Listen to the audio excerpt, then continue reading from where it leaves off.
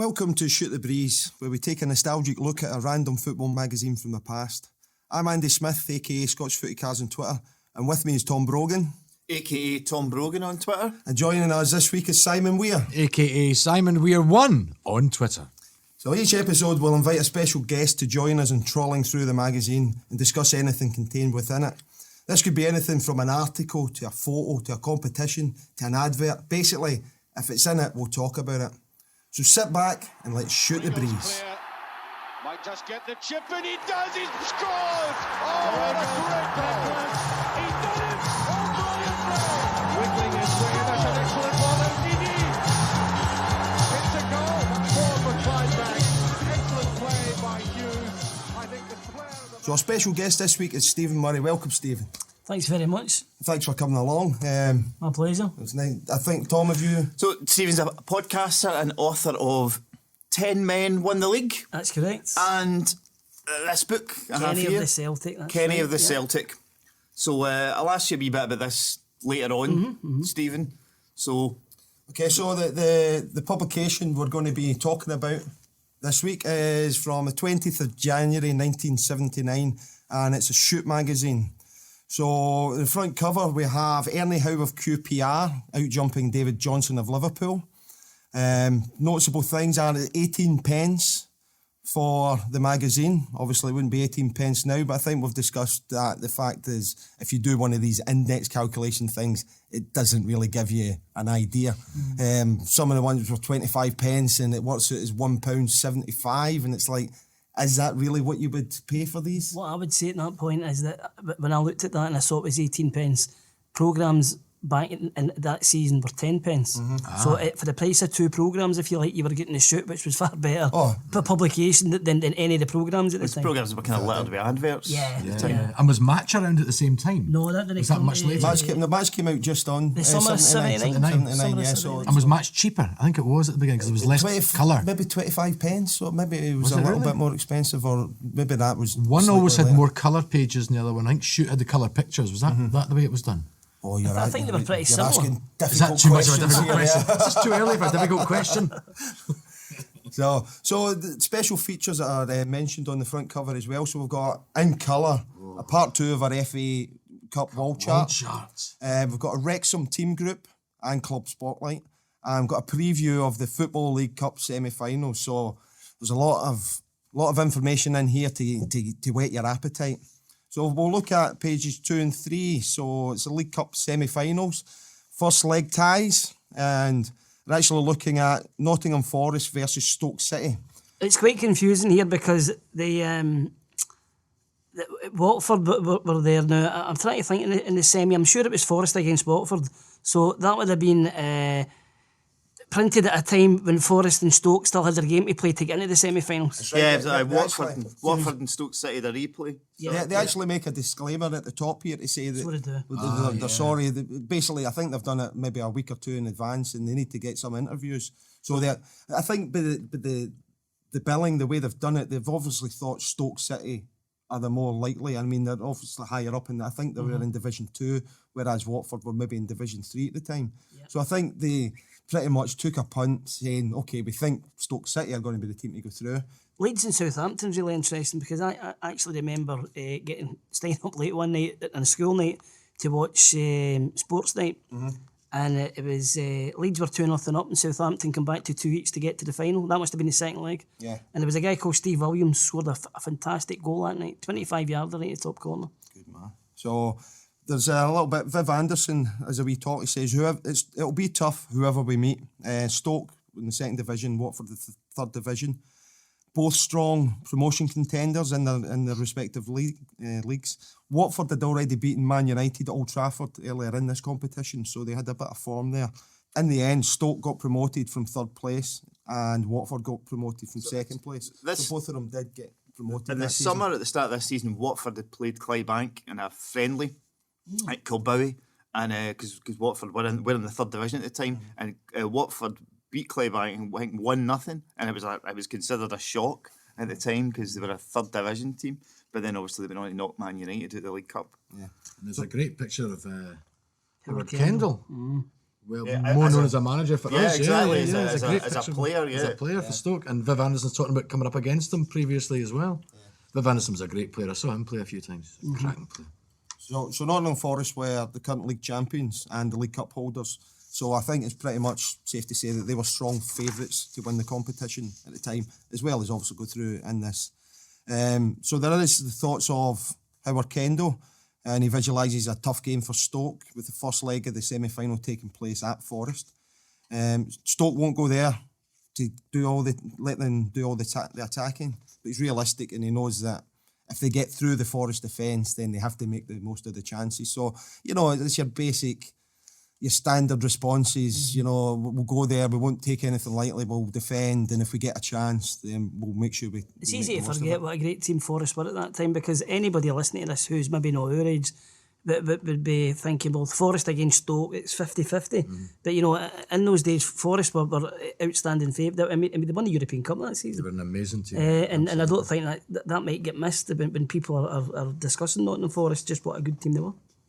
So Sam Ellis also talks about it. He's coming from the Watford side, and he dreams of meeting Forest in the semis, but actually beating them as well. So they're quite, up and at them. I think beating Man U earlier in the season has given them that bit of confidence.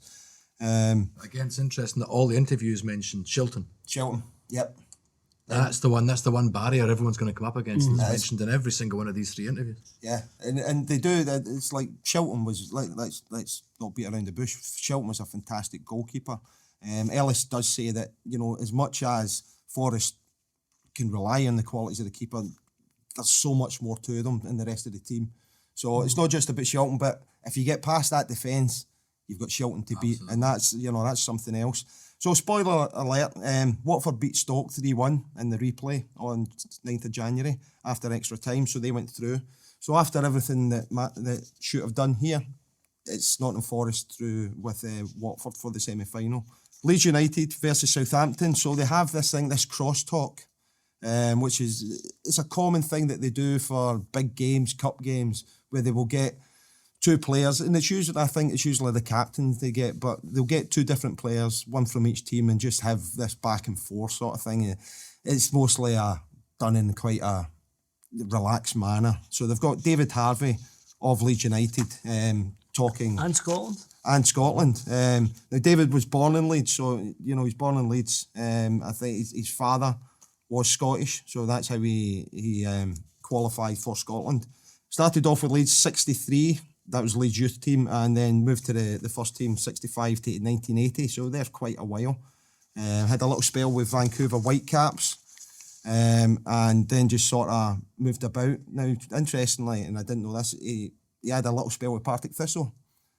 So it got down that he played 1 league game. I think maybe there was a couple of cup games as well. What year would that have been? 1985. So yeah, that was something. But he also is down as playing for Morton in 1986 as well. So I had no idea that he'd actually played in Scotland. So that was quite interesting. He has 16 Scottish caps between 72 and 76. He was a reserve goalkeeper initially at Leeds during the late 60s and 70s. And he was on the bench when Leeds won the League Cup and Fairs Cup in 68. He was injured in a car crash during the 74 to 75 season and missed the rest of the season. And when he was at Vancouver Whitecaps, he was involved in another car accident that prevented him playing. And he pretty much struggled to regain his form after that. So he was either just a rubbish driver or very unlucky. And Great goalie, terrible driver. yeah, I think that we know a lot of stories of the sort of driving that took place in those days. And he's got a great face as well. I mean, it's a sort of Berlin special, isn't it? Yeah. Chisholm. He made his debut for Scotland in a 2-0 win over Denmark. He had a pretty decent Scotland record as well. He won 8, drew 4 and lost 4. So I mean that's not bad in anybody's book. He played in the 74 World Cup in Germany. Did he really? Against Zaire, Yugoslavia and Brazil. Yeah. So he retired at 37 and managed a pub in Stamford Bridge, which is near York, and then became a postman. In 94, him and his wife, June, and their 5 kids bought a 150-year-old stone cottage with 10 acres of farmland on Sandy in the Orkney Islands, where he worked as a postman again. So, he quite fancied the postman life. I think I think he was quoted as saying that the banter in the post office or the sorting office, it's like the changing rooms. So he managed to find the one something. thing players miss, isn't it? Yeah, absolutely. He suffered a heart attack in December 2009, but thankfully recovered from it. And an interesting thing, he used to breed rabbits for showing. So I mean, it's very Yorkshire, isn't it? And I don't know how that works. Here's my rabbit. Aye. So I think there was a thriving Breed for show market at the time. Aye. Plenty of ribbons at home. So Chris Nicholl, he was a centre back. Spent most of his days at Aston Villa and Southampton through his 70s and the early 80s. He had 51 Northern Ireland caps. Now, I've not been able to see why he qualified for Northern Ireland. He was born in Wimslow, Cheshire. So there must have been something there. Heritage, probably. Yeah. So at 74, was that rule in place at the time? Would that have been? I guess it must have been. Bob Wilson was the first Scot, and that was 71. Yeah. So you Tommy would think Docherty's Northern Ireland would have cottoned on it as well. Yeah, absolutely. Chris Nicholl has come up in your research, and he scored 4 goals Yes. in one game. In a 2-2 draw. Yeah. Scored all the goals in a 2-2 draw. Yeah, that's some going, isn't it? Isn't it just? So they have a back and forth, which David Harvey points to the record, the recent league game against them in which they won 4-0. And incidentally, Ivan Golach scored an own goal that day for Leeds United against Southampton. Nicholl doesn't think it was a 4-goal game, but how often do players think that? Nicholl points to, he thinks it's Alan Ball who plays for Southampton. It's going to be a lot on He's the how he danger man, plays. isn't he? Yeah. Harvey, huge respect for Ball, but says Leeds have their own players who can cause problems. And Nicholl points to Tony Curry as one of these players. Harvey thinks they need to. He comes across as a lot more confident about this, and he says we need to score as many as we can at the first leg. The cup is important as it provides a route to Europe. Now, Nicholl says Leeds are more accustomed to the big game, so we hope that the young players can rise to the challenge and not be overawed by the occasion. So just back and forth, and essentially the game, first leg, Leeds United 2, Southampton 2. And That was the game I remember. Yeah. So Southampton then won the home game 1-0. So Southampton actually put Leeds out 3-2 in aggregate in that. So I guess Alan Ball was on form through that, those 2 games. So Nottingham Forest took on Southampton in the cup final, 17th of March 79, at Wembley in front of a crowd of 96,952. I mean, just saying that is the sort of crowds that you got back then. Southampton, unusually for the time, didn't have any Scots in their team, whereas Forest had John McGovern, Archie Gamo and John Robertson. Now, for me, it was unusual not to have any at all. Frank Gray in the Leeds team as well.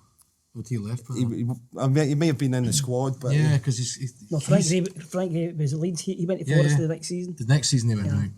So Southampton took the lead in the 10th minute through David Peach, and then a double from Gary Birtles and one from Tony Woodcock. Put it 3-1. Southampton scored a late goal. Never finished, but the game ended. Nottingham Forest 3, Southampton 2. So there we go. So if we turn over the page here, this is a wee treat here. So we're looking at the Panini 79 album. Now this is a sort of next week, it's going to be in shoot or it's coming soon, and we've actually got a couple of the albums here to peruse. But I mean, we could have an entire podcast just talking about the Panini stickers and the albums. Absolutely. And I'm sure both Simon and Stephen here having these in your hands, it's one thing seeing photographs of them, seeing prints out of them. Actually, to have that in your hands again, it just turns the years back as well. I mean, I'm stuck in the Hibernian page because I can't stop looking at the picture of Ali Brazil. Ali Brazil, remember the George Best story about Ali Brazil? Go for it. Ali, so George Best, he says he signed for Hibs and they kept looking at him at training. Ali Brazil's going, what's going on? He's looking at me. George Best kept looking at me. He kept looking at me. He says he was tying his laces and he kept looking at me and looking at me. He's looking. He says one day eventually he went, do you know something? He says, I've played football all over the world. I've been in many dressing rooms all around the world, all sorts of players from all around the world. But you, Ali Brazil, are the ugliest bastard I've ever seen in my life. Ali Brazil, I'm not there, because he's had his hair permed at the time. And here he's got a lovely, he looks kind of like a goth, kind of singer of a band, isn't he? He's got his different I look have to to him. say that's a good picture for him. Isn't it? Because it was, can I borrow It's your face to strong, rob a bank? after that, strong isn't it? features there, isn't there? Strong features is the nice way of putting it. Yeah, absolutely. A lot of them pair- do. I mean, they do look like a team of muggers. All of them. Tony Higgins included, Bobby Smith. It's just great, isn't it? Mm-hmm. And of course, our local boy, Jerry O'Brien. Eh? So I mean, my memories of the Panini. So you would get the blank album free. I mean, it was a way of getting the album out there, obviously, but it was a way of also selling. So you get them with the magazine, and you'd maybe get a free packet of stickers there as well. And over the next couple of weeks, you know, a couple more packets. And then you get your first doubler straight away. That was the downside, First wasn't doubler, it? wasn't it? It was great. The first few packets were magic. Absolutely. And then, And I think these were if Tom's got it here, with these still the shiny badges, or was it the velvety ones. The Yeah, velvety it was a ones, yeah, they're material even nicer. one. Yeah, and I think they're all numbered as well. Yeah, I aren't think they? these are the velvety ones. So I'm looking here at the Motherwell team, and you'll maybe know this, Stephen, but so David Latchford's Brother of Peter. but, and they And played Bob. They And played Bob, against yeah. each other. They did in that one season. David Latchford. He Peter didn't Latchford. actually last long. It's quite a rare photograph because he only lasted about 6 months max. Is that right? So Who else did he play for? Does it say he'd come from? Came from Birmingham City, and I think he went back to Walsall in later years. Obviously back down to the Midlands. No, Football family, though, weren't they? yeah, just about to say that. I mean, Bob Latchford at that time, he'd been the Everton page. He was Yeah. England centre forward. He was a good player. Top striker. Wasn't he? But I also remember Bob Latchford was a really Yeah, strong physical typical specimen, man, you know, 70s well centre built forward. and- You know, target man. But then Peter had the biggest hands you've ever we've seen. seen in your there's a life. few team photos with Peter where he's obviously missed a few pre-season Aye. Sessions. training sessions. Yeah, so those were the sit-ups. days. If you look, I mean, obviously you can't see this listening to the podcast, but the Motherwell team seems to be taken in a mild Storm, gale. Yeah, doesn't it? There's a lot They of all- the hair They kind of look like a folk band. blowing about. They're all kind of windswept and interesting, aren't they? It'd be great if they did it deliberately. They'd had a fan beside it just to exactly, get the that. Beyonce yeah. fan, except the manager, Roger Hind, who's obviously gone to a studio for his. Look at this. He's got a lovely blue background and just not a hair out of place. You make a good point there about the album being free because that's clever marketing. Yeah, wasn't it just? Because like you imagine kids all over Britain for the John O'Groats right down to Land's End saying to their mother, "I've got this free album here. You get next time you're in the shop, mind get me a couple of packets of Well, cards." that's where the money was, wasn't it? And they must Yeah. have made a fortune. You know, it's phenomenal. I mean, back then, that sort of thing hadn't really. I remember with other magazines, kids' magazines, they didn't really do things like that. Give you something To put it substantial, into, as if. exactly, because it came from the American baseball cards type thing. You got collectible cards, Yeah. so everyone had the cigarette cards from the 1890s onwards. Yeah. But there was nowhere to put them after that. And the collections you get that are framed are lovely.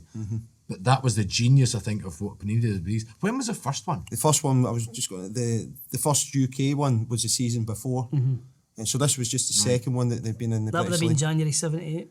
Yeah. The first one. Yeah, so- I actually remember the first one coming up. I was in primary 7, and it's vivid in my recollection that the excitement in the school, not just in your school, but the whole area. Yeah. You know, your pals went to different schools all over the Swap place. season, everything was great, wasn't it? It was just like nothing like this. There had been English ones before. I think it's top sellers. Yeah. I Do think you so. remember that? Yeah, And but they weren't as we weren't as interested in them because like good as Leeds and Liverpool were in those days, that it wasn't Celtic, Rangers, Clydebank, Partick Thistle, and the local communities. But this was the first time that you actually opened the page up, and you must have been thrilled at the Clydebank one. You know, it's To be honest, looking back, it's how you recognise or remember a lot of the players. Absolutely. It's through the stickers, They're through the ingrained on cards. you, aren't they? And it's like this it's is sort the of, thing, because I remember Joe Jordan was born in Carluke, John Robertson was born in Uddingston. I can still tell you that, and it's from the wee And detail that you get. The height of every single one of them as well. You'd never even seen them on telly, but you knew exactly where they and were. even if they lied, which I've since found out a lot of them probably not deliberately. Yeah. I mean, like so there was a card with Jim Jeffries, and he's been photoshopped into it was in 1978, and he'd been photoshopped into painted into a Dundee strip, and he was doing his Dundee. And I remember when I started the Twitter thing, I thought, okay, I can't find anything about him being there. So eventually I managed to get a hold of him. I think he was at Dunfermline at the time. And he says, I've never been to Dundee, never been. He was a one-club man. He's spent the whole... And they'd also got his place of birth wrong as well. And it's just like, you liars. Yeah, I was lied to. and there was a Sandy Burrow and some other. There was two Hearts players, Cammy Fraser, and I just assumed, that's what he looks like. That was what he looks like. But both of them were Cammy Fraser. Yeah. And you just take these things for granted. Well, the album here is free and it's getting advertised in the magazine, but it makes me a wee bit sad in as much as I remember at the time that was a death knell for the traditional football cards with the chewing gum. Yeah. Because they couldn't compete. But if you're getting that album and you're getting to stick your stickers in the album, It's one or the other, isn't it? It's so exciting. Whereas if you just get these cards, that there's nowhere to put them, and you know your math throws them out or whatever, right? It makes me a wee bit sad because I was brought up with the football cards. I love the stickers, right? Yeah. But you know that this was the I think it was you'd know better than me because you collect them. But 79, I think, was the death knell of the traditional tops or ABC, whatever it was at that time. So tops came through, and it's a good point you make because actually after this, the cards started to go into those three in a card. So it was a card, but it was like three different, and it was slim cards that you would tear off, and I always hated that. That for me, that was like they did 2 years like that, and it was just like you just can't be bothered now. But also pointing back to this, so the year before this album here and this year, you've got, I think for most of the Scottish teams, you've got a double page, and this one full size stickers. That's right. And the year before, it was I think Celtic and Rangers had double pages. Most of the other ones I think had single pages. page. But again, they were full size stickers. After that, it was like two stickers, players. yeah. And it was just, I remember feeling cheated. It's like, right, okay, is this? But what they were doing at that point is I think they were trying to include a player and a team group for the second division teams. They did. They were trying to, and that probably marginalised the Scots space that they were due. So It's a good point. I mean, that's the thing. So there was Dumbarton, there was East Fife and team photos, which gives them. But I still think there was room. Yeah. Or there could have been room to do that. I think the scope was there. But I take your point about it did make It the killed cards. off the cards, I It think. made them think Yeah. about how are we going to. You can't compete. And it's probably the reason they did the 3 on a card was to make it cheaper for them, because the numbers certainly. So the numbers of physical cards was maybe. Just say 60, but if you times that by 3, it becomes 180, and they think that we're going to swallow that. I know. But I think, that didn't happen. The other interesting thing to note is, and I don't if you know this, you might find this an interesting fact is, I remember speaking to Bobby Murdoch's widow one day, and she was talking about the cards. The players got a payment. Yeah. So did she remembers the wee cheque coming through from the company. Which is something that I think as boys when we were collecting them, it wouldn't have crossed our minds that the players would actually get reimbursed for probably the first indication of image rights. Yeah. But coming to the fore, because if you were going to have a football card collection, well, you're wanting Jimmy Johnson, you're wanting John Gregg, you're wanting Kenny Dalglish, you want the big stars of the time, and you want to ensure they're there. But I often wonder, did they get more? Well, did everybody just get an equal cut? It's interesting you say that because this is coming back to Jim Gallagher when I met him. And as we know, and if you don't know, you're going to hear about it over and over and over. Jim Gallagher's my hero. And when we discussed about the stickers and stuff at one of the Clydebank sporting dinners, I think he says he got a £5. It was £5 that they got him to come and take a photograph and things like that. And, I think I maybe just assumed that they used stock images or things like that, but they actually came out and did these shots. So you're right. I think it was probably the first time that he'd ever been given any money for uses of his image. And I think I've read also stories about George Best maybe started turning the notch up a wee bit as well after these sort of things. But to the degree it makes sense because he's the one for a lot of people it's going to sell. So the stickers, I remember getting them. But the difference between the cards and the stickers for me, you could play Wally. So you would. You and maybe a couple of people would throw the cards against the wall. One other wee interesting thing about playing Wally is if you get a stoner, you win. The older you go to stoner, that quickly, that was the benching after that. The older you go, the more of a win it was. But things like that. So, and I've noted this before. For me, I've got some mint sets of cards and things, but I prefer cards where they've got the bends and the you know, the lines. They've been and lived in. You know that they've been played and they've been thrown and, you know, they've been thrown up in the air and they've been stuck in a bucket and meddled about. I prefer that than these things that are just, you know, look as though they've just came off a printer. Because you're thinking, actually, are these real? They're that good. You're thinking, are they real? So give me, I mean, I'm not saying I wouldn't take a mint set, but I would also take... See, you surprised me because you're the guy on Twitter who's the ultimate collector. Yeah. And I thought that yours would have been in pristine condition. Oh, no. I mean, it's only relatively recently that I've started putting the cards and stuff into plastic sleeves. They'd normally just be wrapped up with... band, yeah. And, or lying about. But I'm only putting them in there because it makes it easy to scan them if they're in a plastic wallet thing. And, you know, as I say, I prefer, like I said, I want the wee rips. I want the wee rips, the wee tears, the bends. You know, I want all that because that's what, if I look at them, that's what takes me back rather than looking at a pristine card. I would think, it doesn't mean it. I love it, you know. I'm a fan of it all, but I prefer the lived in, the loved. Yep. So that'll do for me. So we're going to move on to page 5 here, and they look at some League Cup shocks. So obviously we talk about Watford having already beaten Man United. So they go into, there's some photographs of some shocks that were in the League Cup. The first one, Swansea versus Spurs. So ended 2-2 at Swansea before the Swans came to White Hart Lane and won 3-1, which was an impressive result. The next one, Rotherham versus Arsenal. Rotherham ditched Arsenal out with a 3-1 home win. Luton Town versus Aston Villa. Luton Town went to Villa Park and beat them 2-0. And Sheffield United, with a big scalp, beat Liverpool 1-0 at home. There's a photo of Kenny there in the Liverpool strip. That's a really unusual Liverpool strip. White jersey, white socks. White jersey, white shorts, red socks. That's an unusual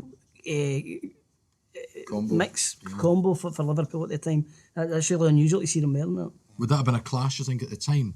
Yeah, too much red and white in the Sheffield strip, you know. And, what would normally happen is Liverpool would have the black shorts. Yeah. But obviously with Sheffield playing in the black shorts, then Liverpool's had to wear white. I think the strangest combination I've ever seen was the Liverpool one, and you've probably seen this. Aye. Where they've got the... Played Watford, I think. Watford, the Watford, the yellow shirts, red shorts, Yeah. red socks, and Liverpool's away was all yellow, and their home was all Red.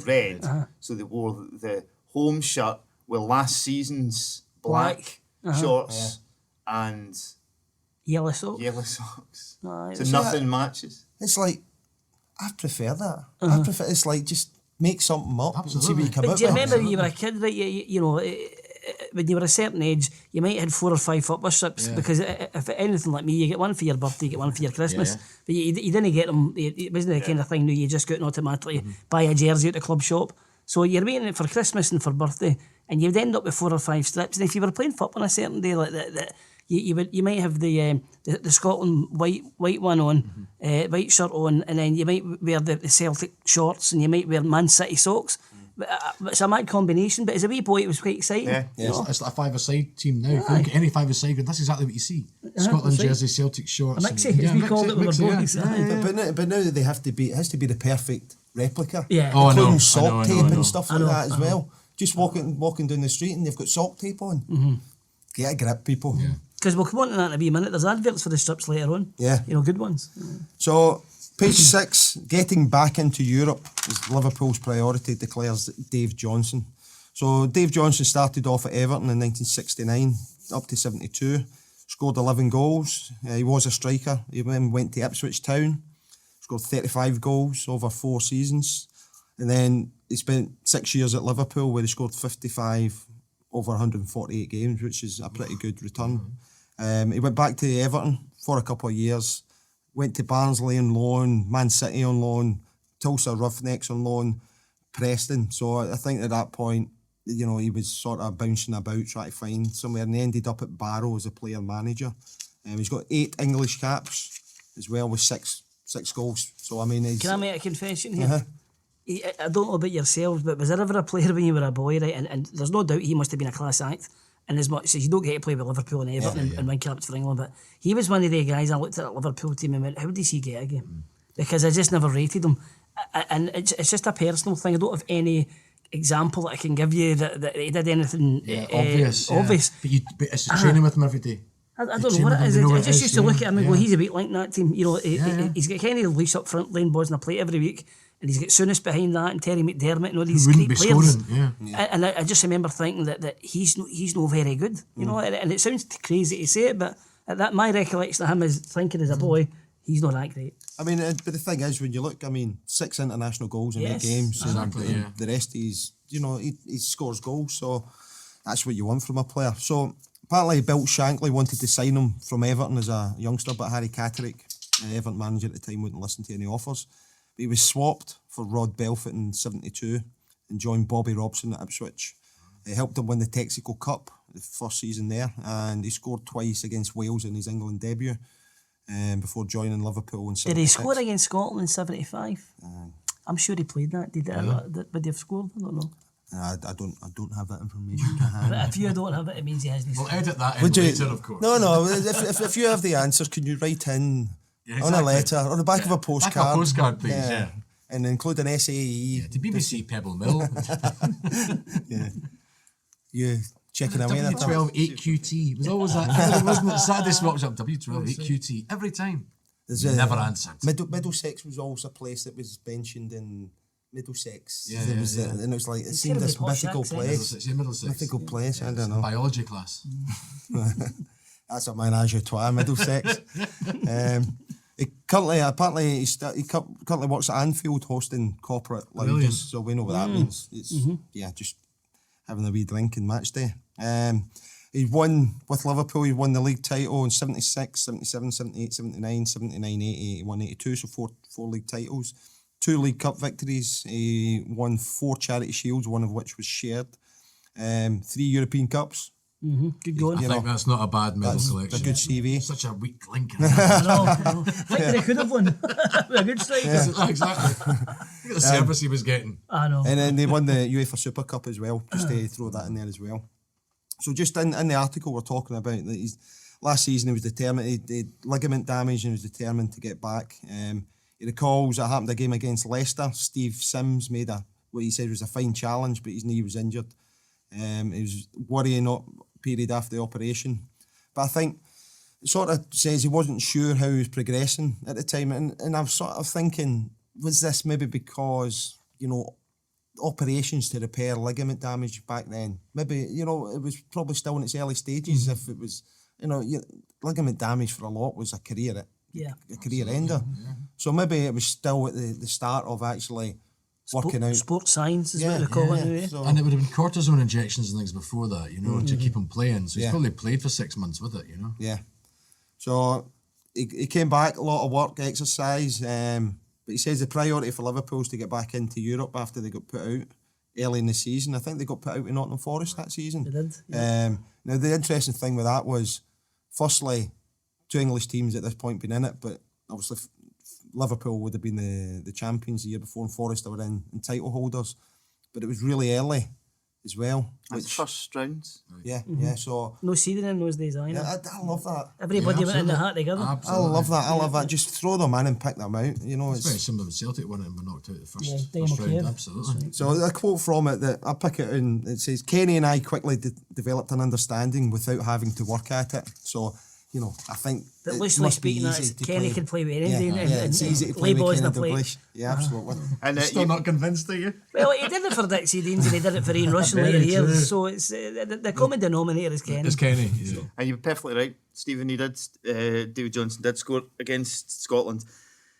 May 1975, England 5, Scotland 1. Oh, you impressed? Wow. He scored the 5th goal. We were 2-0 down after 7 minutes. What we like, eh? So page 6 and 7, we're moving on to a red letter day at Anfield. Ray Clemens talking soccer. So Ray Clemens is a man of very few clubs. Started off at Scunthorpe, 1965 to 67, played 48 games. Went to Liverpool, 67 till 81. Played 470 league games.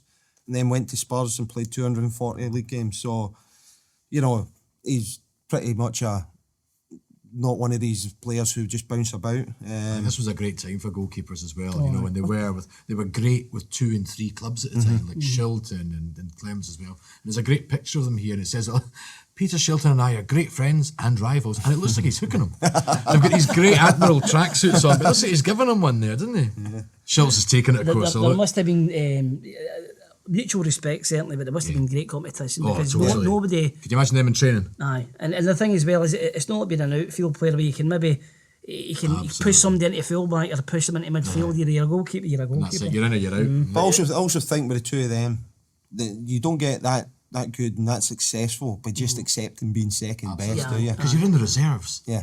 You're playing the stiffs in empty stadiums. That's the thing. You're not taken as part of the squad. You're reserve team football. So. Yeah. Well, one of the craziest things was Ron Greenwood, run about that time, and maybe just a wee bit later, alternated them. It doesn't matter who they played. The first game it would be Clemens at second, Shilton, Clemens, Shilton. And even as a wee boy, I remember thinking, that's just crazy stuff because managers are there to pick the best players, right? And to me, that was a dereliction of duty in Greenwood's part because he was opting out. Yeah. Rather than obviously somebody would take the huff, right? Then he get picked. But I don't know if you remember that as well. It was like alternate games. Yeah, it talks about this later on, actually. There's this dramatic headline about why I won't play for England. And it's basically because it's going to be alternated. So he's not playing in the next game. But I think part of the reason that Ron Greenwood had decided that was there was talk about it was gone back to when Peter Bonetti played in the 1970 World Cup. So Banks got injured, I think, through the tournament, and Bonetti came in, and it was cold. That's right. And he hadn't played. Very short notice as well. He didn't get any. I think only a day of the game. Banks took. So I think that's his thinking around it. But I think I agree with you, Stephen. It's like be brave, make a decision. That's your job. That's your job's not to placate players just for their egos. Make a decision. It was the same with the Bankies when it was Jim Gallagher and Colin King. I mean, how do you choose between them? I don't know how you choose. I do, actually. You choose Jim, irrespective of who else it's up against. So Clemens got 61 caps, well, and that Shilton got 125, became England's highest ever cap holder. And you think about that, like you were saying, they were alternating, and Shilton still went on to win more caps than anybody else. Right. And you had guys like Joe Corrigan and Phil Parks, Jimmy Rimmer, good goalies, Nigel great Spinky, goalies. all about that. All got 9 caps, 6 caps, kind of thing. Yeah. So just on, he was signed from Southampton, Scunthorpe for £18,000 by Bill Shankly. So 1967. I mean, I think that was a good bargain for Liverpool that day. He was appointed an MBE in 87. His son Stephen played for Spurs, Birmingham and Leicester City before retiring through injury. And his daughter Sarah is married to ex-Scotland international Dougie Freedman. So, there we go. Good research there. Yeah. There's a great wee signature as well. I used to love these things. You get the autograph at the end of the article, and it's the real one. Yeah. So just on his honours, 1, 2, 3, 4, 5 First Division titles with Liverpool. FA Cup, just the one. Just the one League Cup. Yeah, it's a bit, 1, 2, 3, 4, 5 Charity Shields. 3 European Cups, 2 UEFA Cups and 1 Super Cup. It's one of the transfers that sticks in my mind as well because he was so synonymous with Liverpool. Yeah. And for him to go to Spurs, I remember thinking at the time, why would you do that? I mean, Liverpool are like the best team in Europe for about the previous decade and at the peak of their success. Why would you want to leave? It's a bit interesting to see what the reason was for. Well, I mean, there's big personalities at both clubs as well. I mean, you had Jennings before, at Spurs as well. And it's like, so, I mean, talking about keepers, you had Jennings, you had Shilton, you had Clemens. I mean, Grobbelaar coming through, obviously. Liverpool. I think it's at the time when Clemens has left. What I remember, Liverpool won the league against Spurs. And I remember Clemens 82 going to the Kop and the Kop applauding them that day. And I think Liverpool won 3-1 that day. So the article itself, actually, Ray talks about Liverpool ending Nottingham Forest's 42-match unbeaten run the previous month. He says the Forest games are up there with the Merseyside derby and formerly games against Leeds United. They are now the team to beat. So, I mean, Forest were the team to beat. What a team. He says Forest had the better of the fixture in the recent history. After that, Ray thinks there was a level of relief, and we can maybe talk about Celtic with this.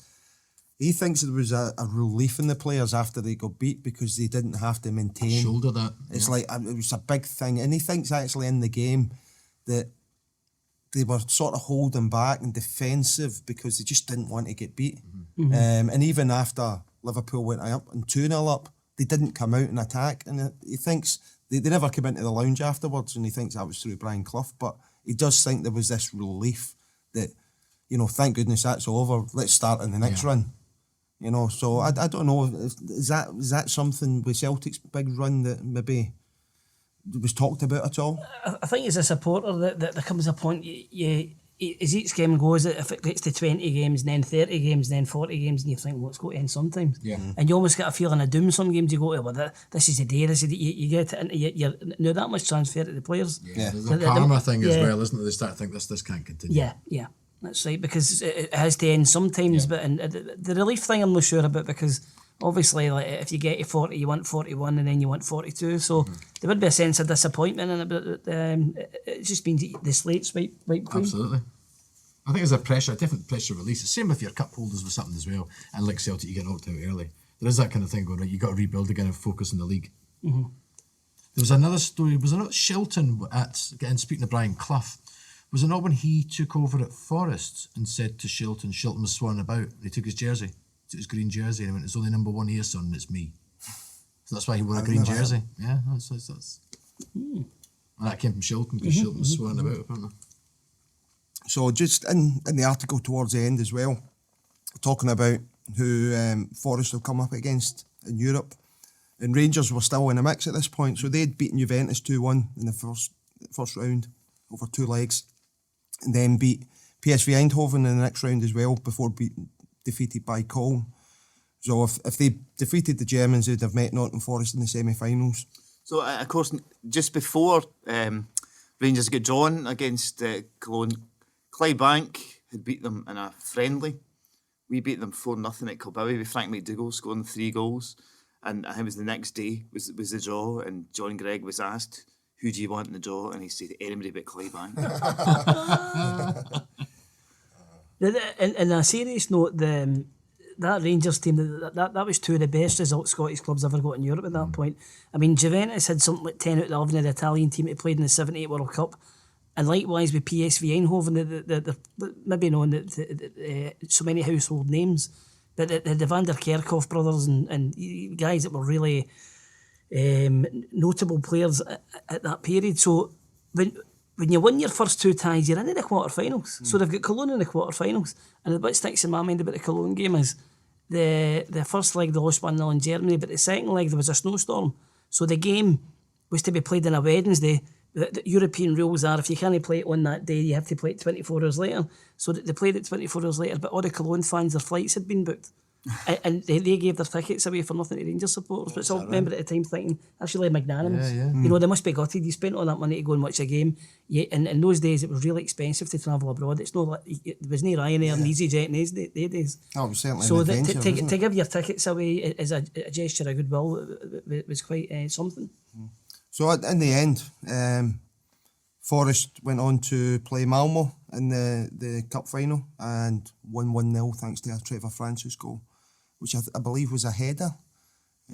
So well done, Nottingham Malmo Forest. had a player, Pritz, that went to Rangers. And yeah. Pollock. And Pollock. Played with Pollock in his 40s. Yeah. Late 40s was it? Yeah. And he was still playing, he was not kicking about with the juniors and still playing 5s and things as well. I remember him playing in the 10 at 6s competitions. Yeah, that's and things right, like yeah, that as well. But Wee blonde guy with curly hair. Yeah. He was a good player, actually. Yeah. He probably he played in a poor Rangers team, though. yeah. I very think good player. if he'd have came a few years later, he'd have been a bigger star. Yeah. So just on page 8 here, it's an advert, free programme catalogue, Steve L programmes. So, I mean, basically, Steve L, I think, I'm not a programme collector, and as said before, I don't want to get into programmes because it's a bottomless pit. I know. At least, you know, with magazines, you know there's an end. With cards, you know there's an end. Stickers, you know there's an end. I've got boxes and boxes of Programmes. I used to collect them, and you would get sort of. Remember, you used to buy albums, and you would get 10 mystery albums, and these would be record shops. That'll be programmes, what but you'd this get is 50 here. in a programme. 50 of them, and you'd be like, oh, man, Barnsley, this is great. So in this day and age, though, it has to be noted that the programmes were developing from really what were 8-page pamphlets. With adverts and team lines in it to brochures. You know what I mean? Yeah, The Aberdeen and Scottish Terms were ahead of the game. Yeah. Their programme around about that time was fantastic.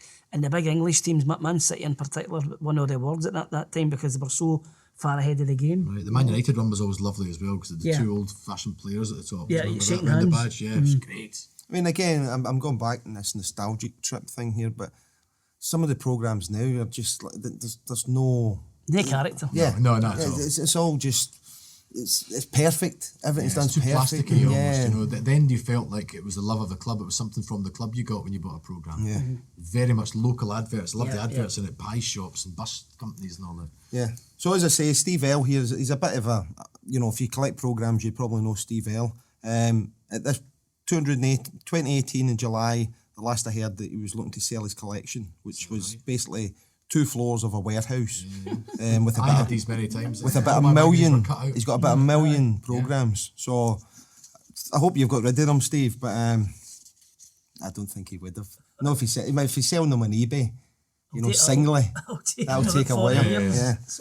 So I think we're all want to go into this next one. So there's Umbro official team strips, What a strip. Smallcombe Sports Company. So it's black and white, which doesn't lessen it any way at all. But it's a wee boy, and he's standing there dreaming, and he's wearing the Scotland top for me, the Scotland strip of all time. You know, it's your classic Umbro stripes, the big white collar, Scotland badge, blue top, white shorts, red socks, and he's wearing a smashing pair of Umbro. What surprises me here is that this is an English firm that's advertising. What is it? Smallcombe? Yeah, Is it Yeah, Hertfordshire? it's Essex. Essex. No. Look at the jersey they've chosen. Yeah, but why would it not be the England I one? think it was a design classic, this one. That was the thing. That leapt off the shelves everywhere. The double diamonds, but even the ball. The 1970 ball is even just, it's just, that is football. As a boy, you buy this, that just sells it to you. So the England national team was Admiral at Yeah, it would have that been, time. Yeah. So again, it wouldn't be an Umbro ad, but Do you know that years when I saw it was years before this, but there was a little article, a similar. So this is the ball's got like black. What do you call them? Panels. Black panels, black and white panels. It's not like the Tango or anything like that. But there was an article that there was uproar about the introduction of this ball, and it was like people were like, because it wasn't all white. No, just because it was different. Yeah. It was black and white, and it was like, oh no, you can't see it Yeah, properly. goalkeepers and can't things see like it that. coming in, yeah. It's like you can't imagine. I think that was called the Telstar. Yeah, that's right. The official Yeah, the title. 70 Telstar. Yeah. But I mean, what sort of prices are we talking about there as well? We have the chest sizes from 26 to 28. The complete outfit, Let's go the biggest jersey chest only, size, $4.90. We have a 38 to 40 incher, £10.80 for the complete outfit prices. But the jersey only, £6.40. A bargain at any Isn't it? any price. Yeah, and I mean, it does mention other teams there: Liverpool, Man City, Chelsea, Villa. But there's a few of them that I don't know. For me, And Scotland goalies I mean, I as think well. I don't think Rangers are mentioned in this one, but at this point, for me, if a team was with Umbro and didn't have the stripes, they were missing out. They were missing out, you know. And Rangers were at one point were Umbro, but they didn't have the stripes. And I think they missed out on a potential absolutely. real classic strip.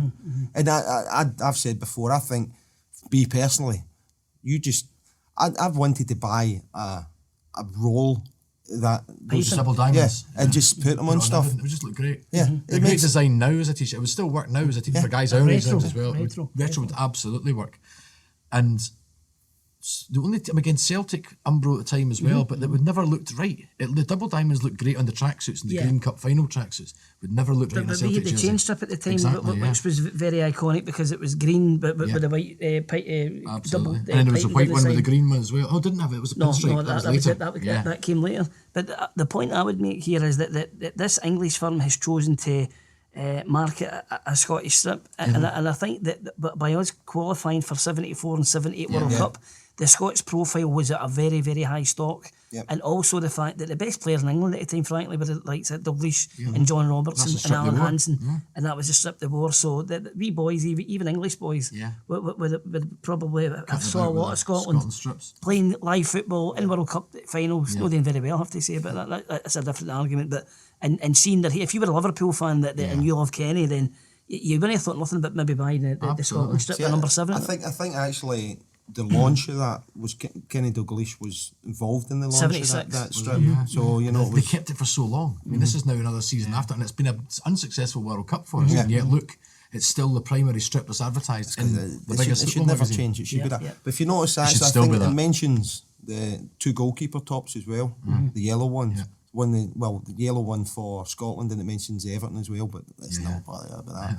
But for me, again, it's one of the greatest goalkeeper strips of all absolutely. time as well. Absolutely. That Yellow, bright the yellow goalkeeper ones is as that- well, just wow, brilliant. wow. It's just, I mean, until I stopped playing a few years ago, I was like, I'm trying to source one of those, and I'd wear it in a game, absolutely, when they give it a second thought. It'd obviously have to be a bit bigger. We have to go unmade, my dear. Yeah. Maybe if I get double 2 of them, diamond. I get 2 of them, I'll make one. Aye. So There was a great, I had a great Alan Ruff one, a silver one as well. I had the silver one, I had the yellow, I had every one of them. Loved them. And the away strip, do you remember the away strip, the red away strip then as well? Well, I had the white one of the diamonds. yeah. Me being me, I had to be different in the days. And I remember getting taken up to Robert Stores in 1977 in the middle of summer for my birthday. Yeah. And I can't remember, you know how we at the Robert Stores, the strips all over the walls. It was basically Arsenal there, and it went all the way around to Wolverhampton, alphabetical order. And as soon as I saw the white one, I thought, oh no, the blue one can go, because this white one looks even better. It was, I wish I'd have kept it. well, there was a photograph I posted just recently of a set of fans, Scotland fans in Argentina, and one of them had on a long sleeve white one. It was long sleeves as well. And it's just like, you'd wear that out to Clacky Pats or something, man. Absolutely. It was like, you would wear that out. So, Scotland, please don't deviate from perfection. There's no need. Leave it Or there. go with Adidas and get the originals. That'd be the Scotland jersey I'd love to see. Aye. Yeah, with the trefoil, that'd be lovely. They could really do something with that, a retro Scotland jersey like that. I always wanted Celtic to have that kind of, you know, that kind of San Etienne kind of Celtic thing. That'd have been great, a European kind of, It's strange. I was thinking about this just the other day. Actually, it's strange how, and I don't know if it's maybe been, you know, it's been a thing that's developed in our minds over time, but you take one of those stripes away, it doesn't look as good, does it? No, not at all. You put, like say with No, Aberdeen, I don't you look put like a Johan fourth one Cruyff. on. You put a fourth one on, doesn't No, look exactly, as good. yeah. There's something, Something about the three three. of I'm them. going to digress slightly here. I'll just for 10 seconds. There's a film that I found on, what do you call it? I'm sure it's Amazon. You know Amazon. What's the one that makes the programmes? It's no Netflix. The other one. Amazon. Is it Amazon Prime? Amazon Right, Prime, right, right? And it's a story. It's a German film, and it tells the story of the two brothers. Oh, the Dasslers. And apparently there's bits during the war that they were anti-Nazi, but I think they were coerced into helping the Nazis out in terms of sporting equipment and stuff like that. It looks tremendous. So it does, and I've never heard it before now, and I'm dying to see it. See when you see the trailer, phenomenal stuff. And they fall out in later years, and that's how Puma becomes Puma. And Adidas They built the factory right kept on across the going. river from. And they never spoke till the day they died. They You know never what spoke. I mean? It was the Pelly thing, wasn't it? That was the big thing. I don't really know the reason. That's why Yeah, I'm so the interested reason in the film. so they said, so they had a fight, they fallen out, and so Adi Dassler kept Adidas and moved that across the road, and his brother, who's Hugo or something was his name, Rudy, he moved across the river and built a factory there, and they said, tell you what, when it comes to the World Cup, nobody goes near Pelly. That's it. We just leave Pelly as we make an agreement on that. And Pelly went down to tie his shoelaces with a TV, world television on top of him. He was wearing Pumas. And the two of them never spoke again, apparently. So I'm dying to see that. That's again I think interests me. Yeah, I'd be more than It's the thing, it's like Cruyff falling out with Adidas as well and Yeah, stripping yeah. off one stripes. All his jerseys have got two. So even when Toffs do the copies of it, it's the two. Cruyff. It's the That's right, two stripes. Yeah. And then when you get to the cup final and you see the boots coloured in the 67 cup final, That's right. and the week before the boots were painted. Painting 3 stripes Yeah, on them. because they'd done a deal. The other Puma boots, but they'd done a deal with Adidas. So there you are. And See, I think that there's a train of thought that the strips and things that you're most, you know, that you remember the most and remember the best, it's because of it relates to a victory or something like that. But, you know, with the Scotland thing, beautiful That- defeat. that though. just It was isn't that jersey was the perfect jersey, especially when you look at the World Cup version with the FIFA World Cup. Yeah, the fancy above it. badge. Yeah, Yeah. just but that. the oversized badges as well. I was going to wear it just- tonight, actually. yeah. That's the one. I made a wee subtle change at the end. Should have worn the thing. It's aesthetic, you know. It wasn't just the Pleasing in Scotland every one. way, You wasn't can look at the classic Brazil one for 1970. with the yellow and the green, the pale blue colour, shorts. It's just in terms of a mixture of colours, it's perfect. It's the 82 Brazil strip Yeah, as well. yeah, Just yeah. the colour of the shorts. The whole thing is just Vibrant. It was really Absolutely. vibrant. Yeah. But that's the thing, it's like they were basic. You know, it was basic. Simple. It was just maybe a Classic different styles. Absolutely. Or, the cuff, as we said earlier on. And it's like, that's all it needs to. You don't need to start putting wee fancy designs and holographic. Which was the 90s, wasn't it? That 90s and the early 2000s. And the box cut as well, where Awful. it was like, Yeah. you put it Yeah, on with and the you're zigzag wearing lines. It was like tent. a pedestrian crossing. So there was a TV movie called Adidas v Puma. The Brilliant. Brothers Feud from 2016. And is it a film or is it a It's a documentary? movie, aye. The film, and there seems to be a mini-series called Wow. Die Dasslers. The life and struggle of the Dassler brothers. A wonderful story, you know. Oh, when isn't you it? think of the connection with the war alone, and then you think of the size of the companies that Adidas and Puma became in later years. Adidas pioneers with the boots. Yeah, Pioneers with the 6 studs, you know? And not just in football, I mean, Adidas, but in athletics. And there's a thing in the trailer, Jesse Owens is involved because that right? the Americans, I think, were the first one to wear Adidas in terms of the track events. And so you've got that as well. You know, so many interesting different facets into the Adidas and Puma. Fascinating story as well. And featuring the best players in the world as well. Iconic images. And so we're going to break it up a wee bit here. So we all know about the focus on sections yeah. So we're going to turn the tables on yourself, Stephen. I'm going to ask you some quick fire questions. Fire away. So full name, Stephen Charles Murray. place of birth, Govan. first car, First car that I owned was a Fiat Uno. Me too. Favourite player, All time. Yep. Or current all time, Danny McGrain.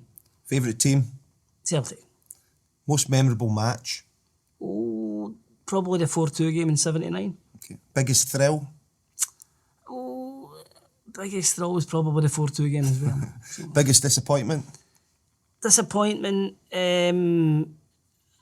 I would need to go for Porto in 2003. okay, that's good. Best country visited, Portugal. favourite food, Chicken. miscellaneous likes, name 2 things that you Two like. things that I like. I like cinema and I like pop music. Okay.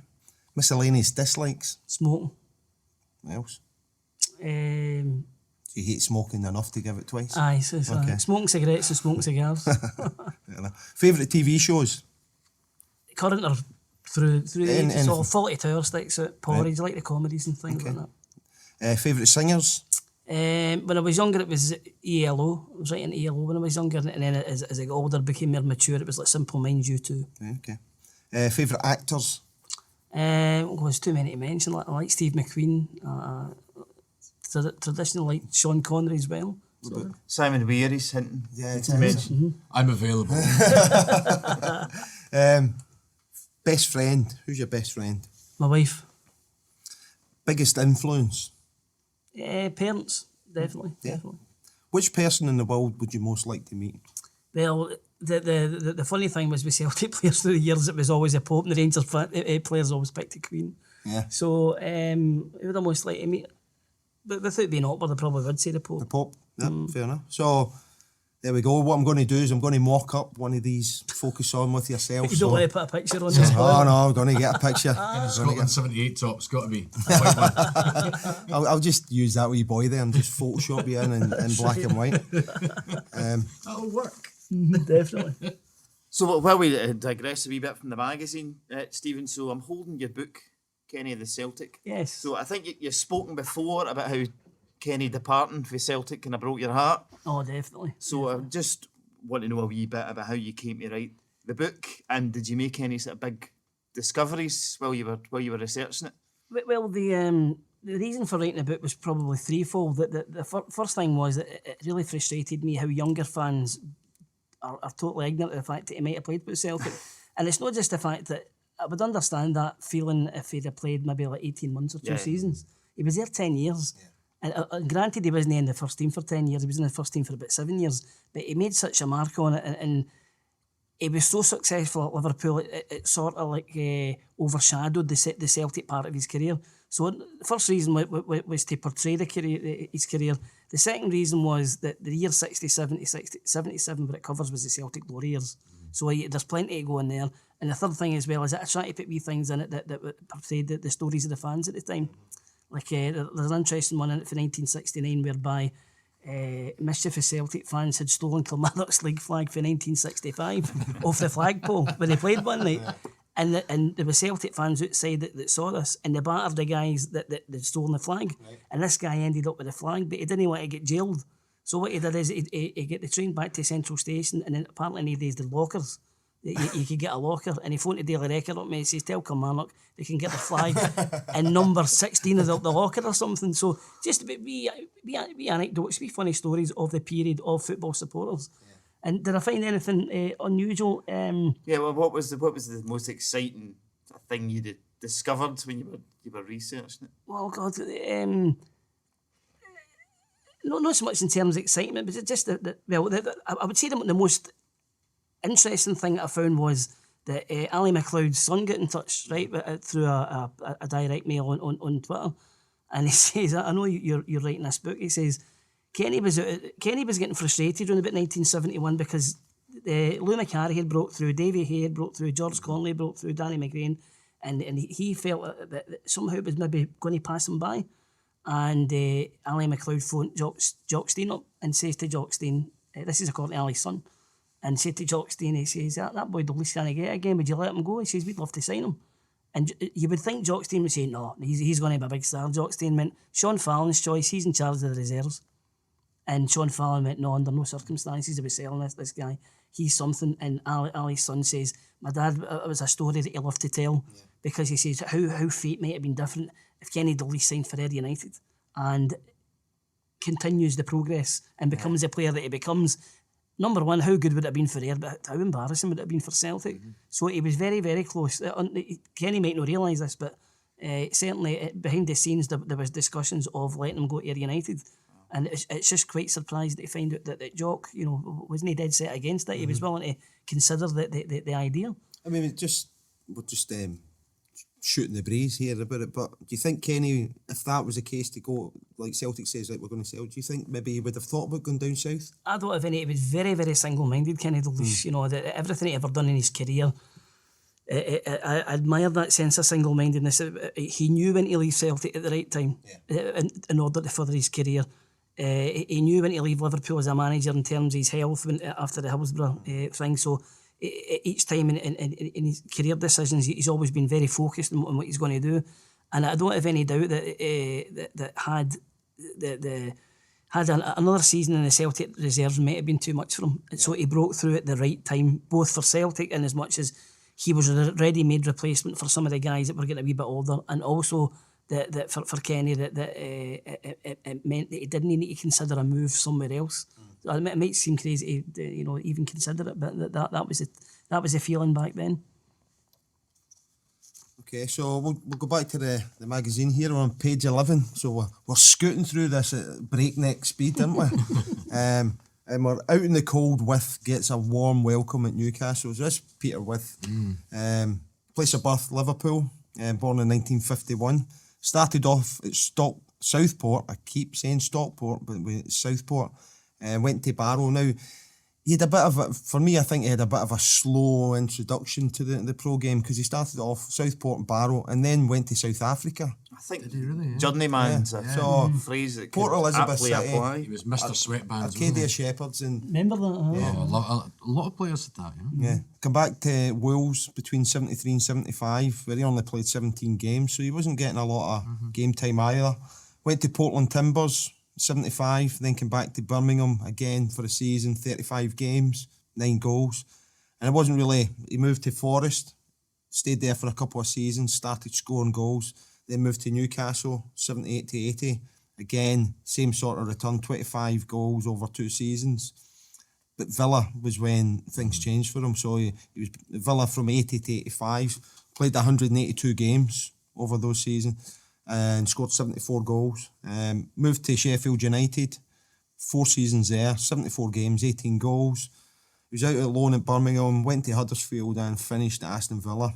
Now he's got 11 English caps, all between 81 and 84, and only scored 1 goal. He's got a bit of a managerial career that's sort of taken him as well. So he started off at Wimbledon, so went to Thailand, managed the national team there. Indonesia, managed them. Came back and managed Woodley Sports and Stockport Sports, who I think Stockport Sports may have been... It's a junior club or something. I think it was Stockport sort of reinvented things like that. I'm not 100% sure about that. Is PTT Rayong in Thailand, and then Nakhon Pathom United in Thailand as well. So I apologise for my pronunciations there. But he spent the start of his career on his travels, and he spent his managing career pretty much on his travels as well. So I don't think he's quite settled anywhere he's been. Like, I'm interested, wins the league at Forest and at Villa. Yeah. I know many great guys that player. do that. Aye. And then you think he's left Forest and missed the European Cup, and then later on wins the European Cup. Yeah. Scores a winner. His greatest claim to fame actually was Birmingham City played Celtic in their centenary game in 1975 and he scored the winner. So forget about the European Cup. The fact that he scored against Celtic. Yeah. He was a great knock-on guy. The ball bounced off him. He was a big, angular, bony... Gary Shaw was Yeah, a guy Gary that Shaw I was a think great player. fed off him. Yeah. So he also won the Super Cup with Aston Villa in 82 as well. Now the article here basically says Peter With doesn't like the cold. I think it's a great quote. He says, "When I went to Newcastle, the minute I crossed the Tyne Bridge, the sun began to shine, but it's been cold ever since." So, I think the That's why cold he's got ended to up him. in Thailand, isn't it? Yeah, South Africa and Thailand. He obviously likes the sun, and who doesn't? He still wears these sweatbands as well. You can tell that was Can a you get stock in them trade. these days? The sweatbands. Sweatbands. Oh, Can yeah. you get Yeah, absolutely. Celtic You get the set. sweatbands? You get the sweat, you get the set, but you used to get the headband. Remember, you used to get the 3. That's right. Nobody The would ever set. wear the headband unless you're Bjorn Borg. But I've actually looked for the old retro type ones, and Yeah. they're just it's like I always want to pay £2-3 for them, but they're like £15 because they're retro. right? I just want them. Because The you only get stripes. I just get the wee thin one now. So the one I've got is the Bjorn Borg one that comes with the tracky tops. That's the only one I've got. But I happened to wear it. I had Leeds United sweatbands, and when I was captain of a BB team, I turned it inside out. there we go. And For a captain, wore it yes. as a captain's Right. armband. The one line It's a yellow- stitching inside. Yes. Just on this point here on page 10, Yeah. there's trainers there, right? And do it's not remember these, Power. no. Power is the name of the company, and it's Tunis trainers. I just like yourself, I have no recollection of Never them. heard of And it's a big advert. It's not as if it's a wee totty thing. No. It's a full page advert. So there must have been people maybe listening to this who are of an age that maybe remember getting them. Because it looks like a poor man's Adidas. Doesn't it? Doesn't it just? To be fair, I don't think it's the worst looking. No, it's a nice Shoes set. I've It's ever training. seen. It looks It's a bit like the Joe's Best Football. I mean, I quite like the detail on the tongue. tongue. Absolutely, there. yeah. It looks breathable and things like that. So, It maybe just never fired. It looks like the leather's a bit hard. Yeah. It's like a Gola leather. Yeah. Rather than it's not quite your It's not kangaroo. Winfield at Kangaroo upper. Yeah. So, but I'd like yourselves. I don't have any memories of it. It's probably out of our price range anyway. Certainly. $6.99. It's too much for me. It's too rich for me. Too rich. So on page 11, so it says Hammerings helped Alan Devonshire become an Upton Park star. So we'll have a quick look. He didn't have that many clubs, to be honest, but he was at West Ham for a long time, between 76 and 1990. And he played 358 league games, scoring 29 goals. And then he went to Watford for a couple of years. He's got 8 England caps, hasn't scored any goals. He's done a bit of managing afterwards, but it's all sort of Maidenhead, Hampton and Richmond Borough, Braintree Town, back to Maidenhead. So he played for West Ham for 14 years. He snapped 3 ligaments in an FA Cup game against Wigan in '84, and he was out for a total of 19 months. And he tried to come back early, but it broke down. And so as a result of all this, he basically came back, lost his pace, and injury struck again when he snapped his Achilles in '87, '88. So it wasn't even a good couple of years from there. So He was a very slightly built boy. Yeah, he was. So you can imagine that and up against the likes of Graham Roberts and Emlyn Hughes, maybe of the age that guys are putting it about, that it would be very easy for him to get the injuries. It's a shame. Yeah. I mean, Trevor Brooken does go on, and I can visualise exactly what Trevor Brooken means here. He says, probably his biggest asset is his ability to beat people. Good acceleration, seems to ghost through a tackle. You see players like that, they sort of just glide. Some nasty guy would come in at him. And they just glide past him, and the balance is great, and you know they keep the ball really close. But he does say he's got defensive qualities. He tackles back and works hard. From a Scotland perspective, he had a very good game against Scotland in '83 at Wembley. Okay. It was a Wednesday night game. England won 2-0. I can't remember who scored. But I remember watching that night, and because that was when Charlie Nicholas signed for Arsenal. Right. And Charlie, this was meant to be Charlie's stage to show that, and he was rotten. You know, I'm not being cruel to say that. He was very, very poor, but Alan Devonshire was the best player in the park that night. It's a good picture as well. His head right above the ball, looking up as well. It's just everything that you get taught to do. And again, we're talking about strips. It's a great, Perfect balance. Absolutely. it's a great strip as well. It's a lovely strip, isn't it? Yeah. With the Admiral chevron one. sort Another of things, Admiral yeah. cracks. The Admiral's had some of the best strips. I mean, I Oh, love that. they just said, you know, the hell or with the you know, they went for their own thing and says totally. we're just going to design things and Absolutely. it'll be It wacky. was the and Leeds, it'll be, wasn't it? There It was a one Leeds thing trackie. about the Admiral ones. I think I had the Wales one at that period. Belted as well, wasn't But it? see the material. The 77. Oh, it was harsh. Oh, the Was it? material. Honestly, it was brutal. I can't even begin to Was it describe. scratchy nipples? It was, and seeing a hot day when you sweated, it was unbearable. Whereas the Umbro strips were more softer material, and the Adidas ones were silky. You know that. I remember the strips, maybe there's Adidas ones as well, because I remember the Clydebank one I had, is through the day you would build up this static charge, and then at night you would deliberately go into the room with the lights off and stuff and just take your top off. And the electricity would be going. That's right. So next page we have... Just to interject here, so we've been talking about clubs and, you know, nomadic players and all that, so I'm going to ask Stephen and Simon, starting with Stephen, if you had been a professional football player, what would your ideal career trajectory have been? Ideal career trajectory for me would have been to start off in Morton or something, Right. and then get a transfer to Celtic. And I would like to think I would be Danny McGrain, in as much as that would be me. I would become world class and I would be a legend. But having said that, in a more realistic aspect, probably to get to Celtic and then maybe go to the Dalglish or a Macari and go down south to one of the big English clubs.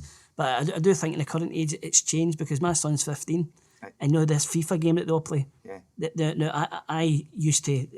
I could tell you that the English grounds in those days, the nicknames, the captains, the badge, managers, everything, yeah. he can do that for St Etienne, and he can do that for Real Sociedad, because this is just a mindful information. And I think kids now, that if you were to say to young boys now, what's your aspiration, it'd be Barcelona, Real Madrid. Yeah. So we went beyond being parochial in the UK sense, and it's now a world stage. So that and me speaking at this age now, I would love to play football in another country, Italy or Spain or Germany, for the culture. Yeah. You know, that appeals to me as I get older in life. Yeah. So, Simon, you did start I would have gone the opposite way. career. So I would have started off, because I started off with Clydebank when I was 15, 16. And I think I would have loved to have then made it into the first team for that. Yeah. Gone to Celtic.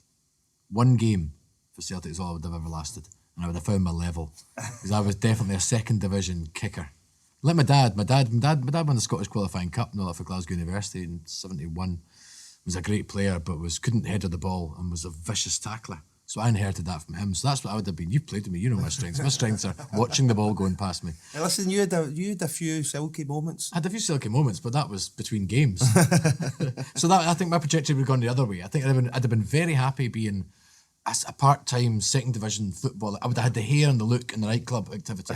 So I think I was never a great trainer. I think I would have much more enjoyed the lifestyle all around it. Do you think you would have loved to being a mate of Charlie Nicholas? I was Charlie Nicholas at the time. I had the mullety hair and all that. Do you know what it was? It was the boots. The big thing was the boots. My shorts would be right up at, tight in an impossible angle. Socks up, or socks rolled down with the tongues. It was the tongue of the boots, Nike boots, or I could never get my boots to do that. No, could I? You had to get the pro versions of them, and then pull the tongue right down, because it was kangaroo upper, right down, and then tie the lace over it, so it looked apart. But when you kicked the ball, your boots flew off. That was the reality of it. I was no Mo Johnson, Charlie Nicholas, despite the dyed hair looking like that. But I would have had that look. I would have been like an 80s footballer. I still feel like an 80s footballer in a club. So after your one game for Celtic, would you have come back to I'd have Clydebank? been it. I'd have, So yeah, your but time out Clydebank there. wouldn't have taken me there. I'd have been Cowdenbeath. You couldn't have afforded I you. think I would have afforded me exactly. Yeah. Wouldn't go out of bed for 10 quid. So that'd have been the sum total of it. Or you never know, but I think I would have had the chance. Could have got that one game. I would just needed one game. That'd have been it. So I'm going to quote Billy Connolly here. And I know I do it all a lot, but I think he's very quotable. But I think he was talking about how long he could pretend to be a professional footballer. And he's saying he could be on the park, he maybe come on, he gets the ball and passes it, runs about for a wee bit.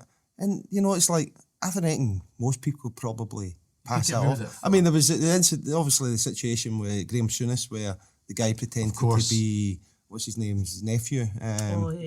George Weahs. Yeah, and it's like, that knew was after. brilliant. He got subbed on and subbed off, didn't he? But it's like I'd love to be in an opportunity to just go, what the hell? You want to be in a team group. You want to be the guy in the Man United final that turned up in the full kit and stood beside them. That'd have been enough for me. Yeah. I mean, I still play at pro celebrity games, and I just love getting in the strip. Just standing beside Rudy Vatton, getting shouted at and all through the game, Yeah. Second person that's been on the podcast has been shouted at by Rudy Rudy Vatton. Vatton is great. He said to me last time, he said, "You kick the ball." Am I allowed to swear on this, by the way? Yeah, we'll bleep it out or something. You kick the ball. Why you play so bad? You kick the ball like it's your fucking enemy. Well, that's a great line. It sounds exactly, because That's what it's praised. we had Chris McQueen on as well. And Oh, he said aye, exactly Chris the was same thing. me and Chris were terrified in the same game. Oh, brilliant. So back to the magazine here. We've got Tony Brown and West Brom. Now In full colour. I'm going to admit that Tony Brown is one of these players that, for some reason, I always have in my head that he was Scottish. Alistair Brown. There was two Yeah, Browns at the same time. yeah, and I think maybe that's it. But it's like there's been a couple. I think another one was Alan Gowling. Right. And I think maybe I've just thought Alan Gowling, Gowling. yeah. So, but there is occasionally these players that I just think, oh, he's Scottish, John Duncan. It turns out, well, you're just thinking the name sounds Scottish, and it turns out they're not. But Well, John Duncan was Scottish. no, oh, which one? All right, there's a. There two John And now there's two John Duncans. I think John We'll Duncan be was back Scottish. after this. no, break. yeah, not that one. All right, there's two. The other one, Right. the other one, The other one. The wee one. Aye. the one that Aye, you're the not fat one. talking The one about. that couldn't sing. So, Bomber Brown, I mean, obviously that's his nickname. It's going to be Legend. Bomber Brown.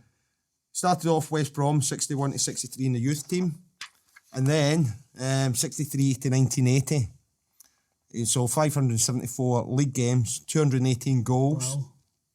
Now he then went to New England T-Men, and then after that to the Jacksonville T-Men. So I had a wee check. Why were they called this? T-Men? Yeah, apparently they were owned by Unilever's Lipton.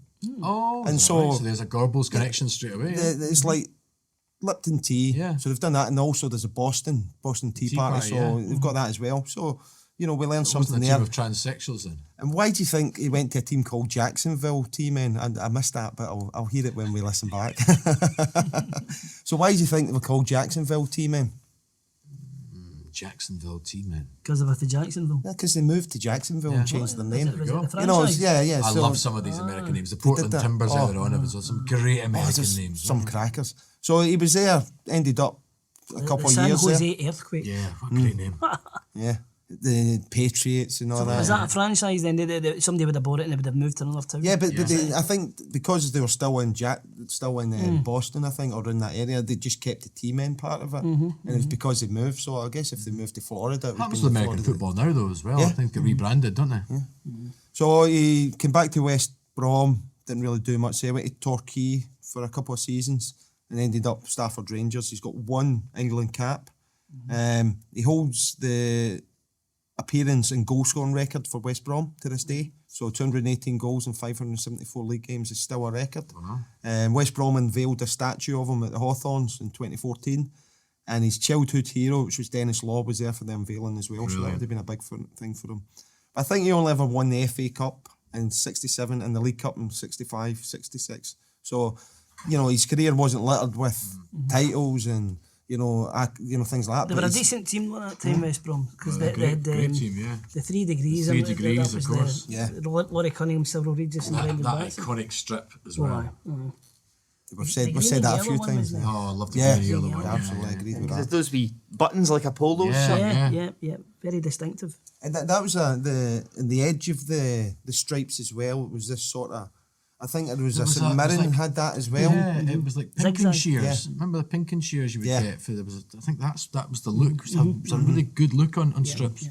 That's what I mean. I love the attention to detail that Umbro had, especially, you know, and just the stitched on. Well, that letters. and also that style of badge was quite. Yeah.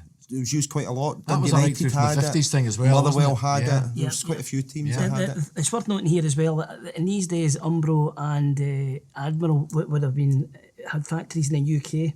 So the attention to detail and the workmanship, I think, was a wee bit better than what you got in later years. yeah. When it went to the Philippines or whatever, but no disrespect to the people there, Sure.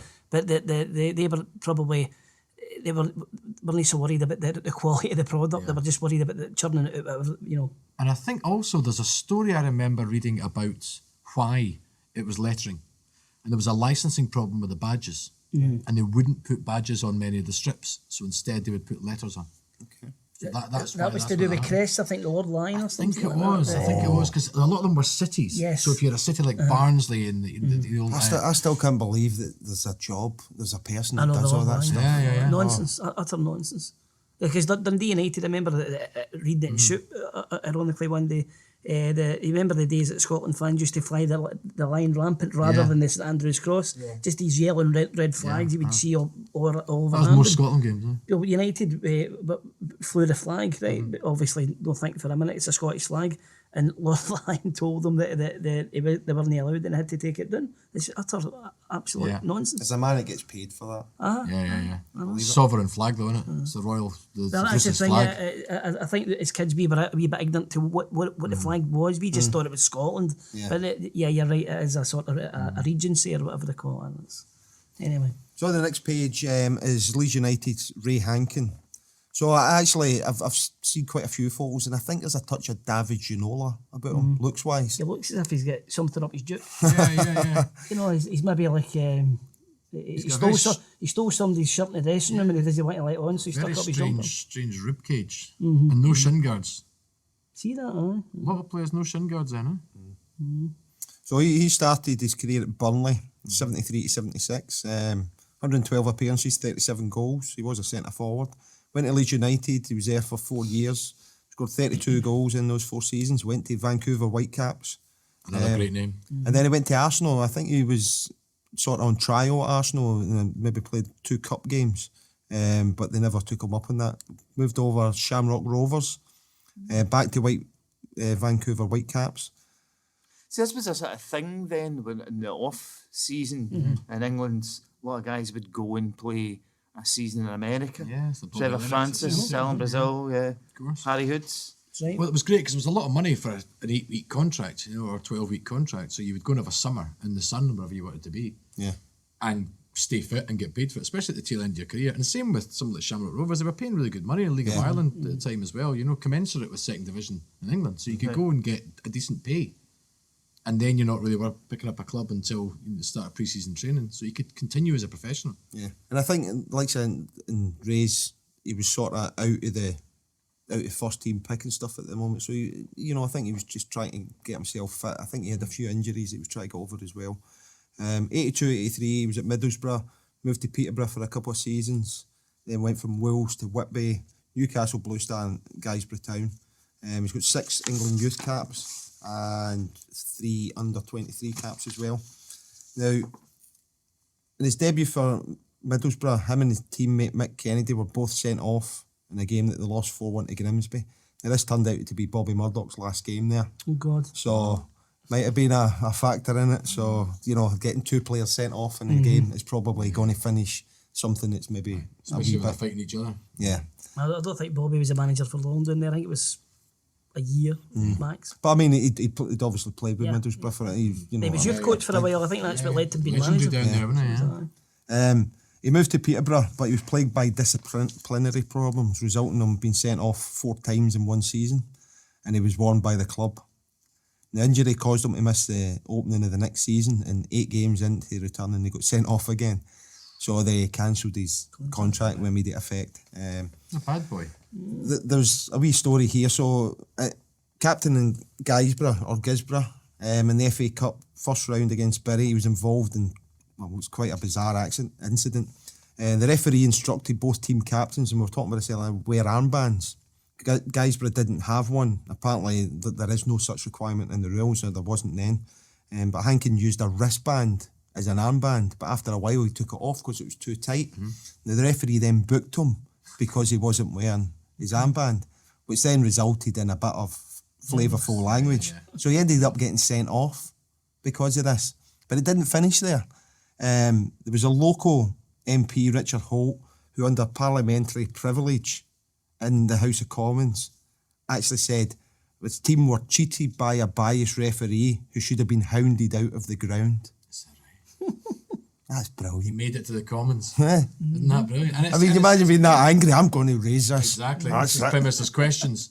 What do you want to talk about? Do you want to talk about unemployment here? Do you want to talk about foreign affairs? No, I want to talk Rankin. about Ray Hankin. Yeah, I'd rather hear things like that than Absolutely. about That's Brexit proper every local day politics. of That's the how week. things change. And it's a precursor to the things like, even in an amateur game when I was running teams, it was, you getting booked for the sock tape. You know what I mean? Just Different colour tape different around colour your socks, Under stuff Armour like for that. amateur football. Come Yeah. on.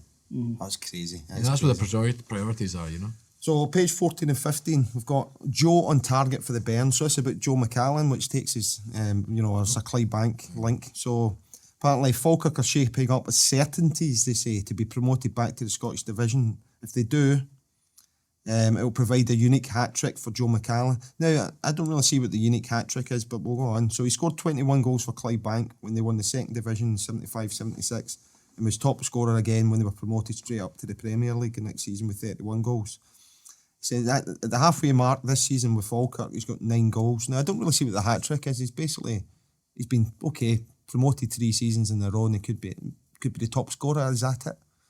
So it just seems a bit of a strange thing to say, it's a unique When I read hat-trick. that, I thought about you. Because obviously, the classic Clydebank team was Joe McCallum at centre, Davy Cooper in the left wing, Billy McCall, Jerry O'Brien, they type like Jim Fallon, Jim Gallagher. That was in my eyes, that was the legendary Clydebank team of the period. Well, I mean, Joe was inducted just the other year into the Clydebank Hall of Fame. He made 224 appearances, scoring 78 goals. So, I mean, he did well. And for the record, Falkirk finished third, so they didn't go up. So, as much as it was pretty much certainties to go up, they didn't go up. So I think this is Joe McCallum gets transferred sort of midway through Clydebank's season in the Premier League, kind of out of the blue after obviously Cooper had gone the season. We got promotion. Then Mike Larnock went midway through, and when McCallum went at the first game, I think it was one of those days where you would just turn up at a game and find out a player had been sold. You know what I mean, or a player had signed. And one of the supporters who still goes to Clydebank games now led a procession around the ground to get at Jack Steedman. For selling them. For selling them. Say, that's it, this is it, you're done. I think it was a sort of indication that the club weren't growing when they because we were selling. We got Selling them off, promotion to the Premier League and then started selling our best yeah. players kind of thing. And then obviously we went back, didn't we? There's a lot of chairmen at the time didn't want the clubs to be promoted. Yeah, because Quite they're happy in the at first level. division. Yeah. Absolutely. Suddenly you got to pay players more and you got to buy players. Oh no. I'd always go mad at my dad. He would always say that, Clydebank don't want to be promoted. I was like, of course you do. Absolutely true. It's just in my mind, No, I couldn't get. absolutely Why true. wouldn't you want to be promoted? That's not a team level thing. It's not a management level. It comes always a Finances. boardroom level. It would be interesting to see actually if they'd held on to Cooper for one more season. Well, that's it, yeah. Because if they'd obviously the money they were getting offered for Clydebank was phenomenal. £100,000 was massive in the days. But if they'd have kept him and that team together, and had a one season go at it before one run. before Yeah. breaking them up. The other interesting thing about it is because Ricky Agnew had come into the club, so of Agnew's stores, and Ricky Agnew basically pumped 25 grand of his own money in. So Clydebank became full time, or a number of the players became. Wasn't really full time. It meant they were sort of doing double training kind of thing. They were training in the mornings. But Ricky, because I spoke to Ricky Agnew when I was writing about Clydebank, and I asked him, well, why did you leave? Because he sort of quit. And he said it was because they sold Cooper. He says that was the indication to me that the club weren't going anywhere. He says I wanted them to hold on to Davy Cooper, build a team around him, and I would have put more money into them. And so I think that's the interesting thing as well. If Cooper had stayed, Ricky Agnew would have stayed, and his money There's a difference. would kind of stayed at that Because time. look how well St Mirren did, and they didn't really sign anybody St Mirren immediately when they went into the Premier League. They had stability at Ferguson. Yeah, is that, Ferguson, what he made clear was we're not selling anybody. Yeah. So they kept McGarvey, they kept Fitzpatrick, and they had a good bash at it, and they did really well. And then the next season after that, when Ferguson left, they were able to use whatever money they had to buy better players, and they started to build it up. And I always think it was a missed opportunity for Clydebank. But I don't know if would you compare Clydebank and St Mirren Well, I think in that's terms of size, though? Well, I think that's kind of what we could have been as a St Mirren Aspired. or a Motherwell. You know, it would have been a absolutely. finishing sixth, maybe winning a cup, getting a final, maybe getting a season in Europe, if we'd managed to build a team around Cooper or, you know, buy more players in. Having said that, though, I think a lot of players would have left. So Cooper, obviously, the games against Rangers in the League Cup, Yeah. I think a lot of players would have left because Rangers were desperate to sign him, and a lot of players would just have gone. But Cooper said, "No, I'm staying the season. I'm not ready yet. I'm going to stay with Clyde." So I think probably Clydebank got him for a season or half a season longer than maybe we should have. Also, he got, people forget, he got gone to the Scotland South American squad, although he didn't play. When they played Argentina, Brazil, and Chile. Yeah. So it showed you that even at Clydebank, that he was playing at a very high standard. Yeah. You know, He was picked in the Scotland squad as a Clydebank player, but actually wasn't capped for 2 years. His first cap's in 79, 79, I know. but was in the Scotland squad in 77. That was very much part of it. Those learn how to travel, watch. Part of me wishes he had to get a crap at Clydebank. That would have been something. Wouldn't you know that what I mean? be, A Clydebank player to play for his country, and he could easily have done it. You know, he would have been worthy of a place. Yeah. Who was the last Scotland player from Clydebank? Was it Gary Teal? That could have It been. would be my first thought, yeah. Answers on the postcard, please. To Wood Green W12 yes, 8QT. And if you put a penny black stamp on it, that'd be lovely. Send it to Noel Edmonds. So next wee article in here is about St Mirren's ground. It says St Mirren have raised 300,000 or have to raise £300,000 to bring their ground to the standard acceptable to the Safety of Ground Act. So it says so far they have spent £10,000 in the playing surface, £9,000 in Scotland's first computerised turnstile system, £42,000 in floodlights, and £60,000 on improving the Caledonia end of the ground. Now I'm not sure at this point whether they have to raise 300,000 on top of that, or if the work has already been done as part of that. So I think it's a total. Must be yeah, a total. but you know, I question whether the work was ever done though. Well, no, there's an interesting And story that's about a wee that. joke for the buddies out there. Of Well, course. an interesting wee story about that, because this season, that 78-79 season, was anybody who remembers it, it was the worst winter ever. So the fixture lists for every team in Scotland and all the leagues ran right to the end of May, which was unusual because in those days the Scottish Cup final was normally around about the 10th of May, and that would have been the last game. But it ran on for about 3 weeks after that because teams had such a big backlog because of snow and ice and all these other things. Now, St Mirren had arranged for the renovation to take place, and they couldn't back out it if they wanted it ready for the next season. So one of the last fixtures was against Celtic, and they moved the game to Ibrox, and it was played on a Friday night. And the reason why it was played on a Friday night was the Scottish Cup final was the next day between Rangers and Hibs, and the policy says, no, we can't have the cup final at Hampden and all these Celtic fans going to Ibrox. That's just not happening. So we had to play in a really unusual, first time ever I remember a football game in Scotland on a Friday night, and it was all because the Love Street was under reconstruction, and they had to ask Rangers to play the game. And the irony was that Ibrox was under reconstruction because the old Rangers end had been demolished, and you could see the early stages of what is now the Copland Road stand being built. That night, Celtic won 2-0. So Aston Villa house, yeah, I love this. So it says, fancy sharing your home with an Aston Villa player? I mean, that's a genuine question that's in there. The club are looking for accommodation for players in the Birmingham area, and they've even given out a telephone number for the club for you to phone. I mean, you just wouldn't get that nowadays. No. I mean, how far things have changed. It's like, you know, okay, maybe youth team and things like that, but even then, they'd still be put up somewhere. But I wonder how many people actually... Took them up. Yeah, that'd be interesting. Fantastic. Jimmy Cyril. So, this is another one which confused me a bit. It says, it's a rarity for anyone to score a goal direct from a free kick in the modern game. Strange. Yeah, well, just that silence there says it all. Say, there was an occasion where it happened twice in one game in 1932. I think this is a new writer they've got involved. So David Andrews of Notts County and Sam Hopkins of Man United both scored from corners in the same game. Ah, right, okay, so maybe We're in Charlie Tully maybe they're calling free kicks or corners free kicks. Was there a time It's where? a new American writer maybe they've got.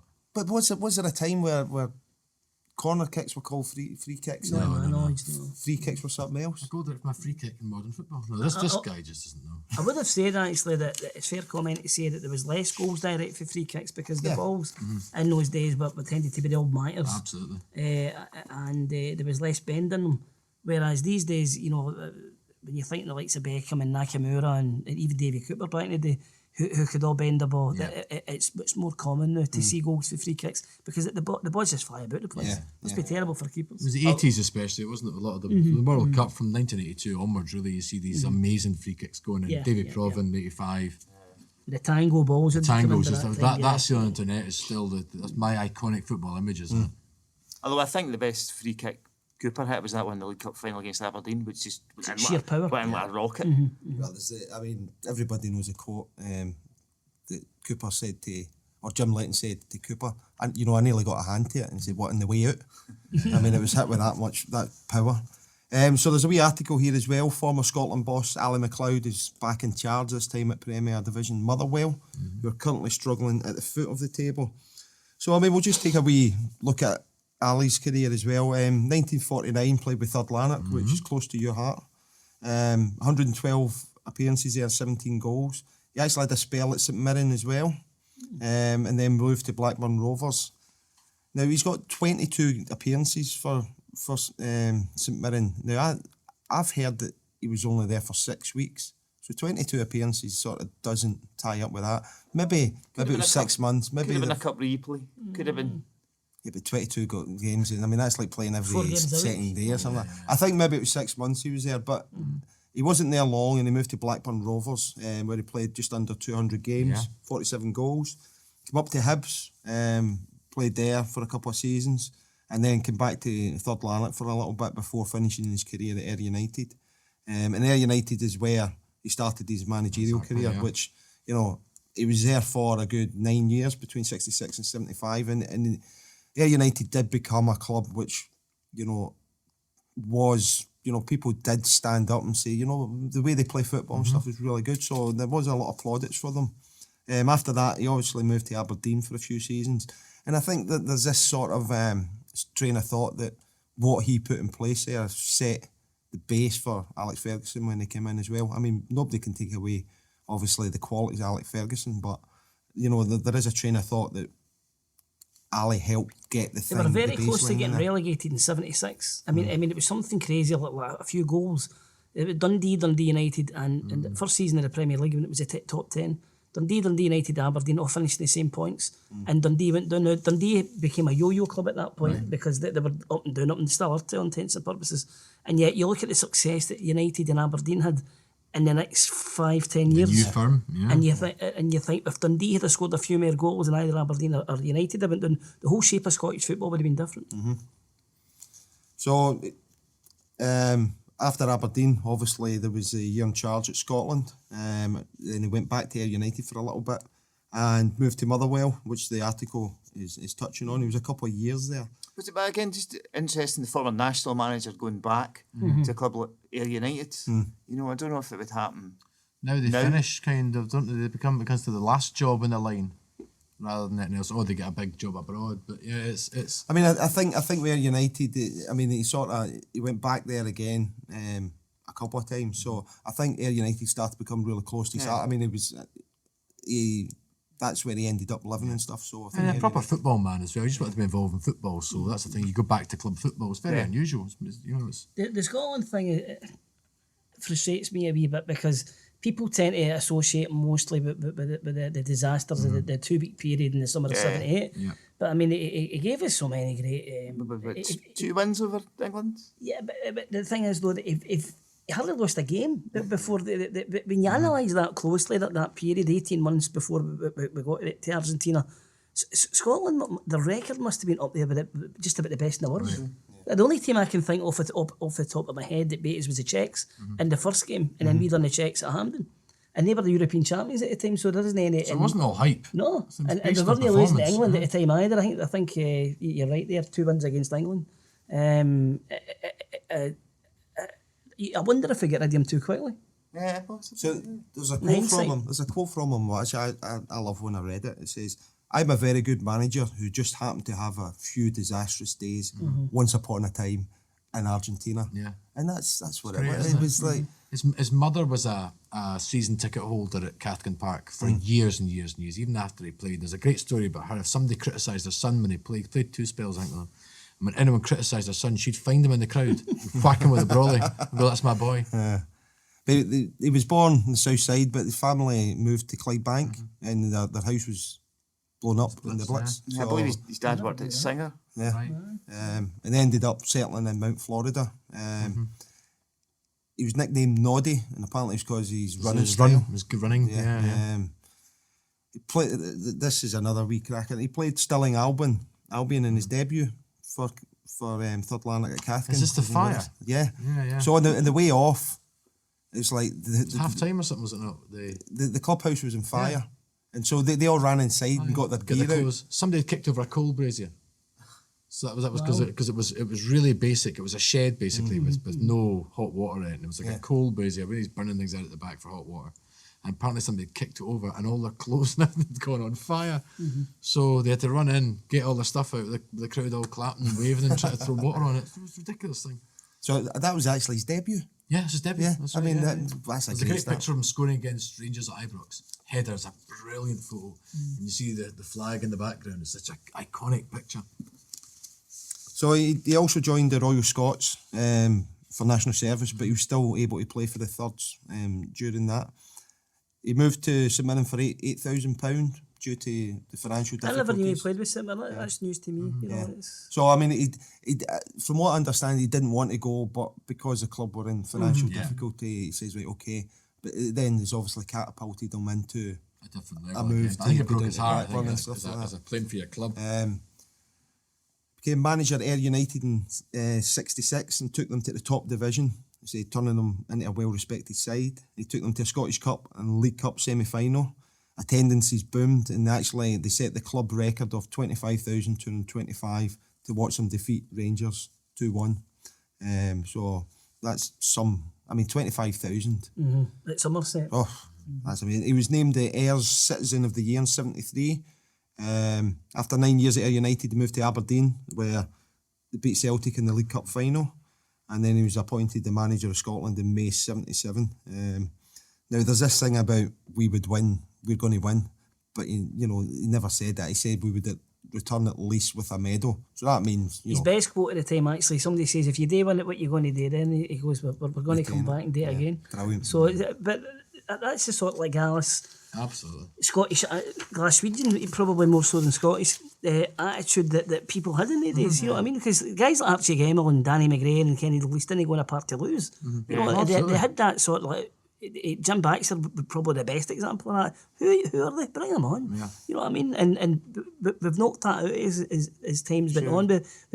We went from being too brash to being too modest. Yeah, oh, totally. It comes down to Bertie Auld as well in the tunnel. Jimmy Johnson saying to him, look at them, they're like film stars, look at them. Oh, man, look at them, look at the teeth and the hair. And Bertie Auld just turned and went, aye, but can they play?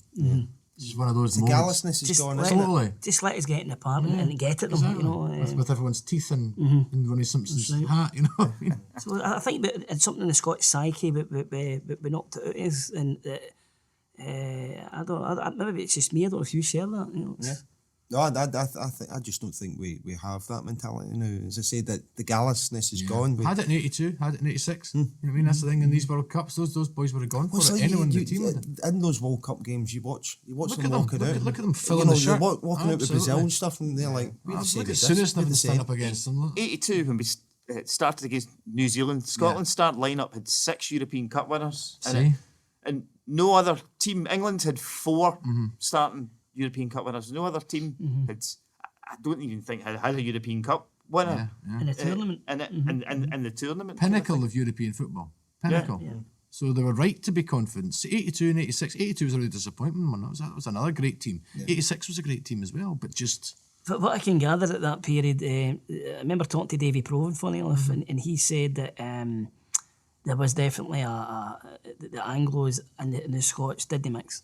He says, see when it came to sharing rooms, he says, I was sharing with Scots guys. He says, I don't ever remember sharing with one of the Anglos. He says, and they were quite aloof.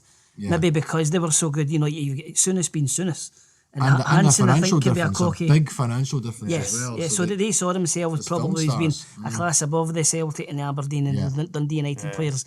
And maybe the psychologically, they guys felt a wee bit inferior because these guys were winning European Cups. Yeah. So really what the manager should have been doing at the time is, you know what, we're going to mix here. Because but we're a team, I don't want two factions. Absolutely. I want everybody together. And Davey says that didn't happen. And the one thing he said, and you probably heard this story, was 1982, Jock Stein warned them, nobody lies in the sun, right? Yeah.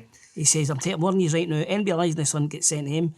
And David Provan says, no, I'm struggling to, I think he was sharing a room with, I don't know, it might have been Alan Ruff. And they went in the balcony and they looked down, and there was Graham Souness lying in the sun, right under Jock Stein's nose, virtually sizzling with sun lotion. And Provan just went, no, you can't have that. You can't have a rule for one. And it's got to be...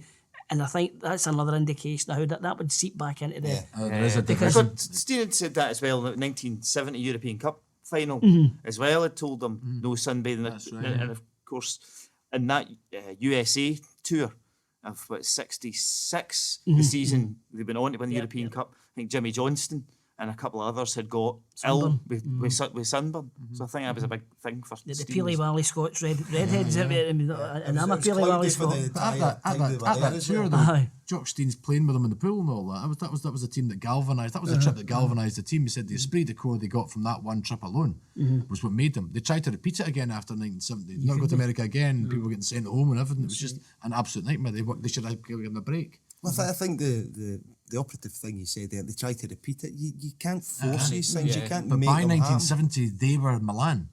Yeah. He said when they played, and he said all the Dutch boys were looking at them like they were the film stars. That's right. The roles had reversed. Totally reversed, exactly. So we're suddenly the stars, and then you just cough and you don't perform. But there's other reasons for it as well, obviously. But that's the thing, when you flip down, you can't bottle lightning twice that way. You have to go in with the same attitude as if you're an underdogs. The other thing, I love Jock Stein to bits, obviously, because I'm a Celtic fan, and when I was a wee boy, he was like a god to us. But I do think he had a fascination with the Anglos. There was a lot of good Scottish players at the time that deserved caps and didn't get caps. I'm thinking about guys like Gordon Smith at Rangers, wonderful player. Bobby Russell at Rangers, another great player. George McCluskey at Celtic. But, I mean, but we've all been on Twitter and who's the best uncapped Scottish player. And you're rhyming off guys like Harry Hood and George McCluskey, Andy Ritchie, players of that ilk. And guys that got right through to under 23. They all had youth caps. They were all youth captains. These guys were playing all around the world. So they played with these guys and the next stopped stage. at 23. Again, just Jim Gallagher as well. Jim Blythe picked up a couple of caps because he was playing for Coventry City, whereas Jim Gallagher was playing out his skin for a Clydebank team who were getting battered in the Premier League for a season, but he never got. Well, George Wood probably a better comparison, in as much as George Wood came for Stirling. And you're thinking, well, he's went for Stirling down to England and done it. Granted, he's improved as a keeper, but at the end of the day, he was still only Stirling player. So it wouldn't be any more ridiculous asking George Wood than it would Jim Gallagher. Yeah. I mean, I haven't Partick Thistle goalie as your main goalie for that entire period. Okay. So just we're going to finish on Ali here. So he played for 1992. He actually played a game for Queen of the South reserves and scored a penalty kick. He was 61. Brilliant. He was 61 and he scored a penalty in that game. That's a football man. So he sadly died in 2004. He's 72 after a long battle with Alzheimer's, and he was inducted into the Scottish Football Hall of Fame at long last in 2015. So that was a long time coming for me. So the article itself is just talking about Ali leaving Ayr United to join Motherwell, where he's joining John Haggart, who he had as his assistant during the World Cup as well. Haggart had been a caretaker at Motherwell since Roger Hind had resigned. I think Ali's only honour with Motherwell, they won the Lancashire Cup in 1981. Now I realise this is not the first time, but we're about halfway through this. So I think we're probably going to say, could you come back another time and complete this? Absolutely. Yeah. Because I think there's a lot that we still to get through. Definitely. So, as I mentioned earlier, I think we are working with Back On Side as our charity partner for this season on the podcast. So I'm just going to read out a wee bit of information about them. It says, here in the UK, 1 in 4 people experience a mental health illness each year. Mental health includes a person's emotion, psychological and social well-being. An obvious widespread problem, yet it's estimated that only a quarter of sufferers receive ongoing treatment, leaving the majority of the UK population tackling these debilitating issues on their own. Here at Back On Side, we have recognised this ongoing dilemma and are determined to rebuild a society where no young person or adult is left tackling mental health problems alone. So they do some fantastic job, dealing with these things. A lot of it's through sports-related things as well. We've worked, obviously, the juniors tournament that we had last season. Absolutely. During the year, they were a big sponsor of that, and we supported them as well. So as part of this show, what we do is we ask, we're going to provide a donate button, and for every £1 that you donate, you essentially get a raffle ticket, an entry into a raffle. And what we'll do is we'll include the magazine and the items that we've spoke about here, and I'll probably throw in a few extra goodies from a collection as well. So on Twitter, we'll post where that is. You go on, if you donate £1, that'll be one entry. If you donate £5, that'll be five entries. And what we'll do is 50% of that total will go straight to Back On Side, and the rest of it will go towards keeping the podcast going as well. So please support them and support us as well. So on that, I'd just like to thank everyone. Thank you, Stephen, it's been an absolute pleasure. Thank you, Simon, for popping in. Pleasure. And Tom, thank you very much as well. And thank you, Andy, for running it. You're more Thank than you, welcome. Andy. Yay. Hey. Bravo. So, and thank you if you're listening to this, and if you continue to listen to the other ones, then, thanks for that. In the meantime, let's shoot the breeze.